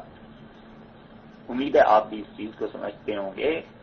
حضرت عثمان رضی اللہ عنہ نے خود ان لوگوں سے کہا کہ جس کو آج شہید کرنے پہ تم تلے ہوئے ہو نا، جب یہ نہ رہا اس دنیا میں تو تم تمنا کرو گے کہ کاش عثمان 100 برس جیتا اور ہم اس کی خلافت میں رہتے. مجھے نہ قتل کرو، یہ کوئی آسان چیز نہیں ہے جو تم کرنے چلے ہو. تو وہ انہوں نے کیا کیا؟ انہوں نے نعرہ لگایا کہ سب سے بڑا جہاد یہی ہے.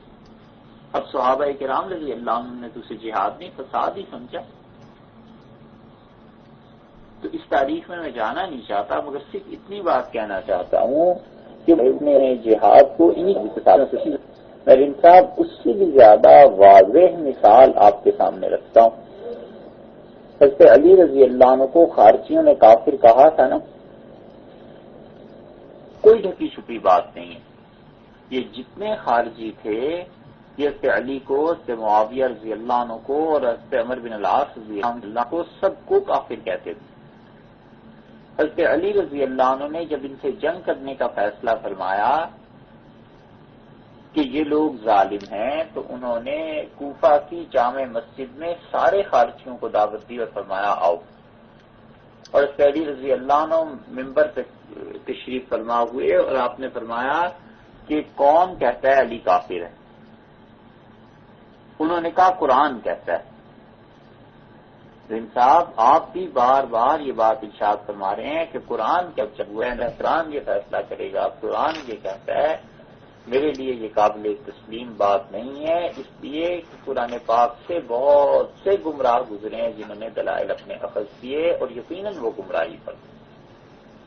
یہ خارجی قرآن ہی سے بات کر رہے ہیں. حضرت علی رضی اللہ عنہ کے سامنے بیٹھ کے انہوں نے کہا کہ قرآن کہتا ہے کہ علی تم کافر. امام احمد ابن حنبل رحمۃ اللہ علیہ کو جنہوں نے کافر کہا تھا وہ یہ نہیں کہتے تھے کہ ہم کافر ہیں، ویسے قرآن کہتا ہے. قرآن کہتا ہے کہ احمد تم کافر ہو، علی اعوذ باللہ. کون کہتا ہے امام احمد رحمۃ اللہ علیہ کو قرآن نے کہیں کہا ہے؟ وہ قرآن کی تشریح سے یہ سمجھے تھے کہ امام احمد ابن حنبل رحمۃ اللہ علیہ کافر ہے. تو آخر کوئی تو ہوتا ہے نا جو فیصلہ کرتا ہے قرآن کی تشریح یہ صحیح ہے یا غلط ہے. حضرت علی رضی اللہ عنہ نے خارجیوں کو جمع کیا اور تاریخ میں آپ نے بھی پڑھا ہوگا وہ 4000 کے قریب تھے. جب کوفہ کی جامع مسجد میں جمع ہو گئے تو حضرت علی رضی اللہ عنہ نے کہا کہ میں علی ہوں بتا اور مجھے کون کافر کہتا ہے؟ انہوں نے کہا ہم نہیں کہتے، قرآن کہتا ہے. تو حضرت علی رضی اللہ عنہ کا لاؤ قرآن، اور قرآن پاک حضرت علی رضی اللہ عنہ نے سامنے رکھ کے اس پہ ہاتھ زور زور سے مارنا شروع کیا اور انہوں نے کہا ایھا المصحف قرآن حدث الناس، لوگوں کو بتا، قرآن فتویٰ دے. تو بار بار کہتے تھے قرآن بول، علی کافر ہے مسلمان ہے، مراد یہ تھی. قرآن فتویٰ دے، قرآن بتا بتا بتا، حتیٰ کہ لوگ حیران ہوئے. انہوں نے کہا امیر المومنین قرآن تو نہیں بولتا. اس زمانے میں لمبے چوڑے قرآن ہوتے تھے نا، ہرن کی کھالوں پہ لکھے گئے، مختلف چیزوں پہ لکھے گئے. تو علی رضی اللہ عنہ نے کہا اچھا تم یہ کہہ رہے تھے کہ قرآن کہتا ہے علی کافر ہے تو قرآن نہیں بولتا. اچھا تو پھر یہ بتاؤ کہ پھر تمہاری مراد کیا تھی؟ اور پھر علی رضی اللہ عنہ نے ہی غالباً خود یہ جملے ارشاد فرمائے. انہوں نے کہا کہ تم قرآن سے یہ سمجھے ہو کہ علی کافر ہے. اللہ کی بڑی رحمت ہو اور خدا اپنے نور سے منور کرے علی رضی اللہ عنہ کی قبر کو. انہوں نے کتنی عمدہ بات کی. انہوں نے کہا کہ تم یہ سمجھے ہو کہ قرآن یہ کہتا ہے کہ علی کافر ہے. ان کا ہاں امیر المومنین ایسے ہی ہے. تو علی رضی اللہ عنہ نے جو بات ارشاد فرمائی، انہوں نے تو امیر المومنین کا لفظ نہیں کہا ہوگا، ان صرف یہ کہہ رہا ہوں. حضرت علی رضی اللہ عنہ نے جو کام کی بات ارشاد فرمائی، انہوں نے کہا اب ہوئی نا بات. انہوں نے کہا ارے جس پر قرآن نازل ہوا ہے محمد صلی اللہ علیہ وسلم، ان سے جتنے لوگوں نے قرآن پڑھا ہے سارے صحابہ کرام رضی اللہ عنہ، ان میں سے کسی ایک نے بھی یہ نہیں کہا کہ علی کافر ہے. جتنوں نے بھی صحابہ کرام رضی اللہ عنہ نے بھی قرآن سمجھا ہے، انہوں نے کہا جن کے سامنے قرآن نازل ہوتا تھا جو پڑھتے تھے ان میں سے کوئی بھی نہیں کہتا تھا کہ علی کافر ہے. یہ تم کیسے کہتے ہو؟ تم نے کہاں سے یہ سمجھ لیا؟ بس اس واقعے کو اتنا ہی محدود رکھ کے میں آپ سے عرض کرنا چاہتا ہوں جن صاحب، یہ جو قرآن نازل ہوا تھا نا تو اس زمانے میں بھی ایسے لوگ پیدا ہو گئے تھے جو قرآن کی غلط تشریح کرتے تھے اور پھر سے قرآن ہی کا نام دے دیتے تھے. تو اس لیے کوئی نہ کوئی تو آخر ایسا ہونا چاہیے جو یہ بتا دے کہ میں نے غلط سمجھ لیا ہے، جو یہ بتا دے کہ دن صاحب نے غلط سمجھ لیا ہے. یہ بات نہیں ہے کہ صرف یہ کہہ دیا جائے کہ بس قرآن کافی ہے. کہ سارے خارجی جو علی رضی اللہ عنہ کو جنہوں نے شہید کیا ہے، حضرت معاویہ رضی اللہ عنہ پہ قاتلانہ حملے کی کوشش کی ہے، عمر بن العاص رضی اللہ عنہ کو شہید کرنے کی کوشش کی ہے، اور عمر بن العاص رضی اللہ عنہ اس دن فجر کی نماز پڑھانے نہیں تشریف لا سکے تھے کسی وجہ سے، اور ان کی جگہ جس آدمی نے نماز پڑھائی تھی صحابی رضی اللہ عنہ نے وہ شہید ہو گئے تھے. مصر میں ان کی قبر بھی ہے. یہ سب یہی کہتے تھے کہ قرآن یہی کہتا ہے. قرآن یہ نہیں کہتا تھا، وہ قرآن سے یوں سمجھے تھے. اب ان صاحب آپ ان آیات سے یہ سمجھے ہیں کہ نبوت جاری ہے، میں انہی آیات سے یہ سمجھاؤں کہ نبوت جاری نہیں، تو یہ اختلاف ہو گیا. اب ہم کس کے پاس جائیں؟ صرف اتنی سی بات. اور اگر یہ بات طے نہیں ہوگی انصاف تو حدیث اور بزرگان امت اور یہ چیزیں وہ تو بہت بعض کی باتیں ہیں. آپ یہ بتا دیجئے سمپلی آئندہ نشست میں بتا دیجئے. آپ نے آئندہ نشست کا ارشاد فرمایا، میں آئندہ بھی حاضر ہوں. صرف سمپلی یہ بتا دیجئے کہ قرآن کی کسی آیت پر دو آدمیوں کے درمیان اختلاف ہو جاتا ہے کہ اس آیت سے یہ مراد ہے، وہ کہتا ہے یہ مراد ہے، تو دونوں کہاں جائیں گے؟ کس سے فیصلہ کرائیں گے؟ اگر آپ کہیں اللہ کے پاس جائیں تو اللہ کے پاس تو قیامت میں جائیں گے. فی الحال تو کوئی جانے کے ایسے ارادے تو ہیں نہیں. اور دوسری بات اس کے بعد آپ کہیں کہ حدیث میں آیا ہے، تو پھر حدیث میں بھی یہی بات پھر چلے گی کہ اس حدیث کی تشریح میں محدثین نے کیا سمجھا ہے۔ میں بالکل واضح الفاظ میں آپ کی خدمت میں عرض کرنا چاہتا ہوں دن صاحب کہ میں امت سے نہیں کر سکتا، میرا ایمان میرا عقیدہ امت کے ساتھ ہی جو پچھلی امت نے سمجھا ہے۔ عافیت اسی میں ہے کہ ہم آنکھیں بند کر کے ان کی سمجھ پر اعتبار کریں کہ نئی نئی باتیں نہ کریں۔ اور جہاں تک اس کا تعلق ہے کہ علم حجاب اکبر بن جاتا ہے، یہ ساری چیزیں ذاتیات میں آ جاتی ہیں۔ اللہ تعالیٰ ہم سب کو ہدایت کی راہ دکھائے۔ میں آئندہ بھی اپنے چھوٹے سے سوال کے جواب کا منتظر رہوں گا کہ میرے اور آپ کے درمیان ان تمام آیات کے اختلاف ہے، اور ہم کس کو حکم بنا لیں، کس کے بعد لے جائیں کہ وہ فیصلہ کر دے۔ امید ہے اللہ آپ ان گزارشات کو غور سے سن رہے ہوں گے اور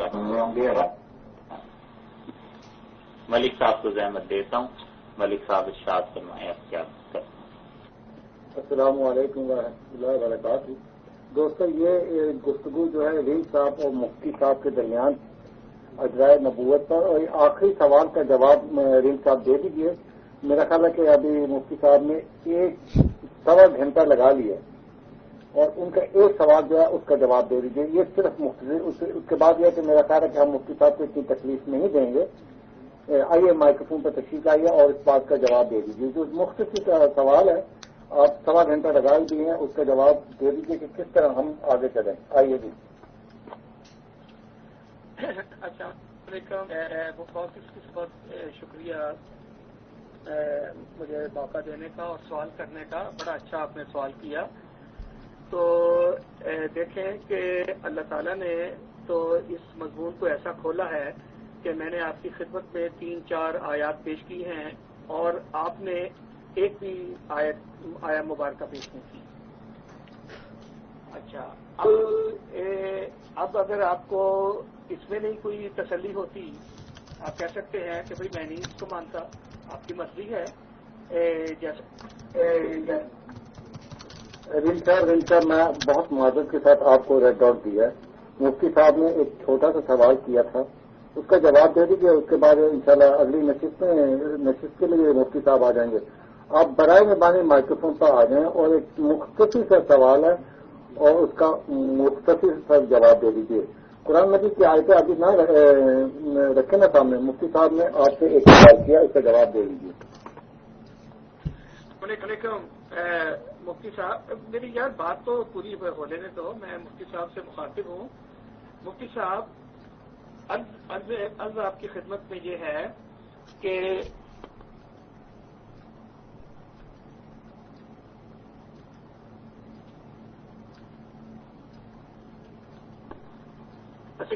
برائے مہربانی مجھے کوئی پی ایم نہ کرے، ایسے گڑبڑ ہو جاتی ہے۔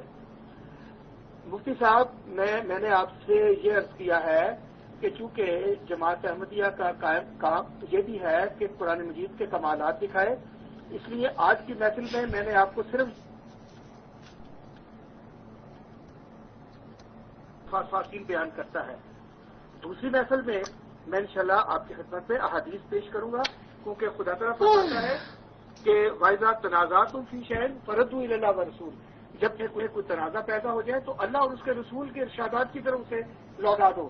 تو آج کی محفل میں میں نے آپ کی خدمت میں قرآن مجید پیش کیا ہے، اگلی محفل میں میں انشاءاللہ خدا کے رسول کو پیش کروں گا، اور اگلی محفل میں خدا کے فضل سے میں بزرگان سلف صالحین کو آپ کی خدمت میں پیش کروں گا کہ انہوں نے ان ارادات کے کیا معنی سمجھے ہیں اور یہ اس کے بارے میں کیا کہا ہے۔ تو یہ باتیں جو ہیں یہ ہمارے درمیان میں فیصلہ کن ہیں، اور یہ خدا کا ایک خاص فضل اور احسان ہے کہ خدا نے یہ کامن چیزیں ہم میں دی ہیں۔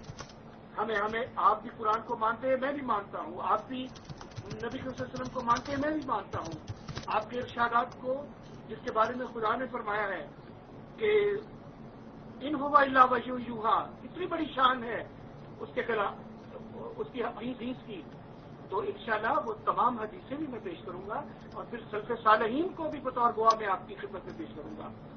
تو یہ چیزیں ہیں، یہ امید ہے آپ کو آپ کے سوال کا جواب مل گیا ہوگا۔ جزاک اللہ۔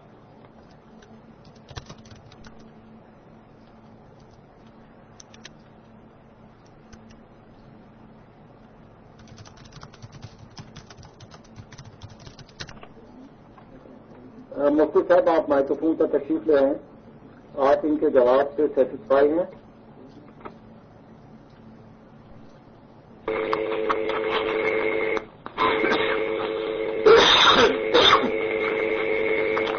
मलिक साहब, सारी सूरत हाल आप हजरात के सामने है। मैंने साफ लफ्जों में कह दिया है उनसे कि कुरान पाक की वो 1000 आयतें भी पढ़ते हैं ना, तो भी ये वो चीज है जो वो कहते हैं उनका दाव कुरान में चलता है। शहीद रजी अल्लाह ऐलानों को शहीद किया था, वो भी ये कहते थे कि कुरान से नहीं पता चल रहा है, कुरान ये कहता है। इमाम अहमद इब्न हंबल रहमतुल्लाह अलैह ने काफी कहा था, वो भी यही कहता है। तो कोई ताकत वाली बात है ना, जिस इस बात से मुझे इत्मीनान नहीं है। और मैं इंशाअल्लाह जो भी सीना है वो आइंदा में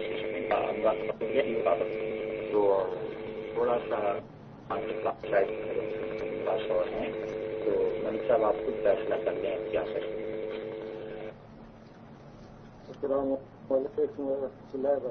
मुफ्ती साहब, आपकी कोशिशें बहुत अजीम है।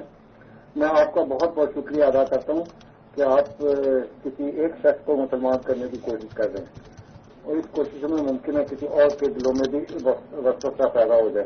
मुफ्ती साहब, ये बता दीजिए कि आपके पास वक्त कितना है, क्योंकि मैं इतना वक्त नहीं लेना चाहता, आपके इतना कीमती वक्त है और इस कमरे के लिए आप इतनी कोशिशें करते हैं, तो ये मुझे जरा बता दीजिए आपके पास वक्त कितना है। माशाल्लाह, वरना इस कमरे में और भी दोस्त हैं जो कादियानियों के साथ बात कर सकते हैं, लेकिन क्योंकि आप हमारे लिए बहुत ही वैल्यूएबल है, तो आप ये बता दीजिए कि आपके पास वक्त कितना है मुफ्ती साहब।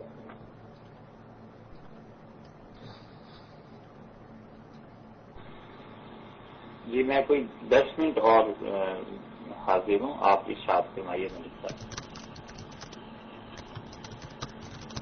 ठीक है,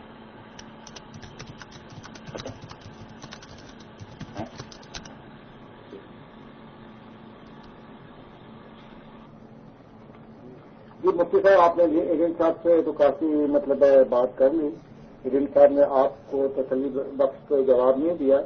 अभी यहाँ हुसैन 025 हैं, अगर आपकी इजाजत हो तो ये माइक्रोफोन पर तशरीफ ले आए, तो आप या लिख कर बता दीजिए या माइक्रोफोन पर बता दीजिए, तो ताकि ये भी सवाल कर सकें। ये सवाल करेंगे इरन साहब से आपके सामने। तो आइए हुसैन साहब, आपने पहले हाथ उठाया, तो आप तशरीफ ले आए ताकि मुफ्ती साहब सुन लें आप कौन से सवाल इरन साहब से करना चाहते हैं। हुसैन साहब तशरीफ लाइए माइक्रोफोन पर। बिस्मिल्लाहिर्रहमानिर्रहीम, अस्सलामु अलैकुम वरहमतुल्लाहि वबरकातुहू। जनाब मालिक साहब और हमारे जो मोहतरम मेहमान गिरामी हैं मुफ्ती साहब, आप भाइयों की खिदमत में खुसूसन सलाम। सर, बात यह है कि आडमिन साहब, आप तो मुझे जानते हैं, मैं पहले भी इस कमरे में कई दफा सवाल पूछ चुका हूँ, लेकिन आज तक मुझे किसी भी सवाल का जवाब नहीं मिला। और मैं जनाब मुफ्ती साहब की भी गुफ्तगू बड़े प्यारा और बड़े गौर से सुन रहा था, लेकिन अफसोस कि उनको भी किसी सवाल का जवाब नहीं मिला। ये असल बात यह है कि हमारे साथ होता आया है, जब भी हम कोई सवाल पूछते हैं, अगर मशरक का सवाल पूछा जाए तो मगरिब से जवाब मिलता है, और मगरिब से अगर पूछा जाए तो मशरक से। कभी भी उन्होंने हमारे सवालों के जवाब जो है वो नहीं दिए। मैंने भी आदमी साहब, आपको याद है, इनसे पूछा था कि कुरान और हदीस के दलीलों के साथ ये सबूत दें कि हजरत ईसा अलैहिस्सलाम की कब्र कश्मीर में कैसे हुई, वो कश्मीर में कैसे दफन हुए। और आज तक तकरीबन 4 साल गुजर चुके हैं, मैं ये सवाल हर रोज पूछता हूँ, हर एक कदियानी से पूछता हूँ, किसी ने भी इस सवाल का जवाब नहीं दिया।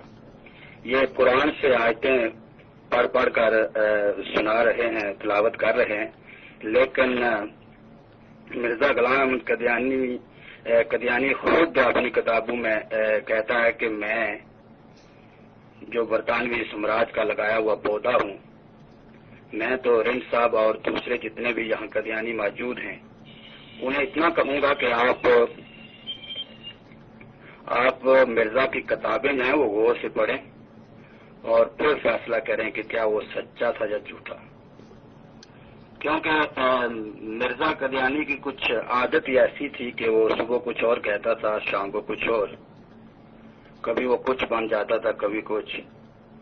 تو میں یہ دعوے کے ساتھ کہتا ہوں کہ میجورٹی جو قادیانی کی ہے وہ مرزا کی کتابیں نہیں پڑھتے. اگر وہ پڑھتے ہوتے تو آج وہ قادیانی نہ ہوتے. اسی کے ساتھ اجازت چاہوں گا کیونکہ دروازے پہ کوئی دستک دے رہا ہے، تو انشاءاللہ میں کمرے میں موجود ہوں، آپ سے تھوڑی دیر بعد بات ہوگی. مفتی صاحب آپ کا بہت بہت شکریہ.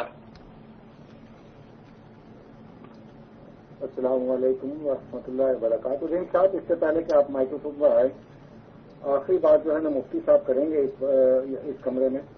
اس کے بعد مفتی صاحب مائکروفون پر آ کر دوبارہ یہ بتا دیجئے، ہمارے کوئی نئے دوست اس کمرے میں آئے ہیں، کہ آپ کا سوال کیا تھا، اور اس کے بعد جو ہے نا انشاءاللہ یہ رین صاحب سے ان کا سوال کا جواب اگلی نشست میں ہو جائے گا.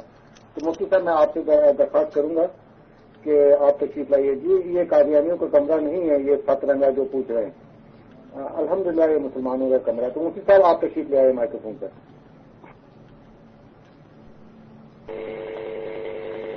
میرا سوال بہت مختصر سا جی یہ ہے کہ رنگ صاحب قرآن پاک کی جن آیات کو پڑھ کے تشریح کر رہے ہیں وہ تشریح میرے لیے قابل قبول نہیں ہے، اور ان آیات سے جو تشریح میں کر رہا ہوں یا کروں گا وہ رنگ صاحب کے لیے قابل قبول نہیں ہے. میں نے رنگ صاحب سے پوچھا ہے کہ جب ہم دونوں ایک دوسرے کی بات کو قابل قبول نہیں سمجھتے تو کوئی تیسرا آدمی ماضی میں تلاش کرنا چاہیے جس نے ہم قرآن کی تفسیر لکھی ہو، پڑھا ہو، وہ یہ کہے کہ ہاں بھائی تم دونوں میں کون آدمی صحیح کہتا ہے. تو میں نے اتنی کھلی آپشن میں دی ہے، میں نے کہا 1400 برس میں کسی ایک آدمی کو، کسی ایک مفسر کو منتخب کر لیجیے کہ اس نے بھی ان آیات سے وہی سمجھا جو آپ سمجھ رہے ہیں. کیا پھر مجھے اجازت دے دیں؟ میں بتا دیتا ہوں کہ 14 صدیوں میں پچھلے مفسرین ان آیات سے جو کچھ سمجھے تھے میں وہی ان کے سامنے ان کی خدمت میں پیش کر رہا ہوں. تو یہ ہے بس اتنا سا سوال کہ اس آدمی کا کسی مفسر کا کسی کا نام دے دیں تو بھی اس پہ ہم اتفاق کرتے ہیں کہ اس کی کتابوں میں یا اس کی تفسیر جو ہے نا قرآن پاک کی وہ ہم دونوں کے لیے مستند ہے. بس یہ سوال. مفتی صاحب بہت بہت شکریہ آپ کا تشریف لانے کا. انشاءاللہ رنگ صاحب اگلے سیشن میں یہ سوال کا جواب بھی دے دیں گے. اور اس کے بعد یہ کہ دوستوں رنگ صاحب اور مفتی صاحب کی یہ بات ہو چکی ہے کہ اگر مفتی صاحب مسلمانوں کا موقف ان کے سامنے پیش کر دیں اور رنگ صاحب قرآن و حدیث سے یہ بات مان لیں تو رنگ صاحب مسلمان ہو جائیں گے انشاءاللہ. مفتی صاحب آپ کا بہت بہت شکریہ آنے کا. آپ کے ساتھ انشاءاللہ اگلے ہفتے اسی وقت ملاقات ہوگی. اللہ میاں آپ کو جگہ دے، اللہ میاں آپ کو ہمت دے، اور اللہ میاں آپ کو ہمارے درمیان رکھیں. انشاءاللہ آپ کے ساتھ اگلی دفعہ ملاقات ہوگی. تو آپ اگر آپ تشریف لے جانا چاہتے ہیں تو آپ تشریف لے جائیں. تو آپ کوئی آخری بات کرنی ہے تو آپ مائکروفون پہ آ جائیں. جن صاحب ابھی کیونکہ ڈیڑھ گھنٹہ لگ گیا تھا ایک سوال کا جواب پوچھتے پوچھتے، تو آپ یہ ہے کہ ابھی مائکروفون پہ آنے سے پہلے یہ تو بتا دیں کہ آپ جواب دینا چاہتے ہیں کہ نہیں، اور اگر جواب دینا نہیں چاہتے آج تو اگلے سیشن میں دے دیجیے. سب سے اچھی بات یہ ہوگی نا، کیونکہ اگلے سیشن میں جی آپ جواب لے آئیں ساتھ ملا کر، تو اس کے بعد یہ کہ بات آگے بڑھ سکے. ابھی آپ جواب ابھی دیں گے تو وہ بات آگے چل پڑے گی. اور مفتی صاحب ابھی 1.5 گھنٹہ لگا چکے ہیں. تو مفتی صاحب آپ آخر میں آپ سے گزارش کروں گا کہ آپ مائکروفون پر تشریف لائیں اور آپ نے جو آخری بات کرنی ہے اس سیشن میں وہ کہہ دیجیے. اس کے بعد انشاءاللہ آپ سے اجازت چاہوں گا.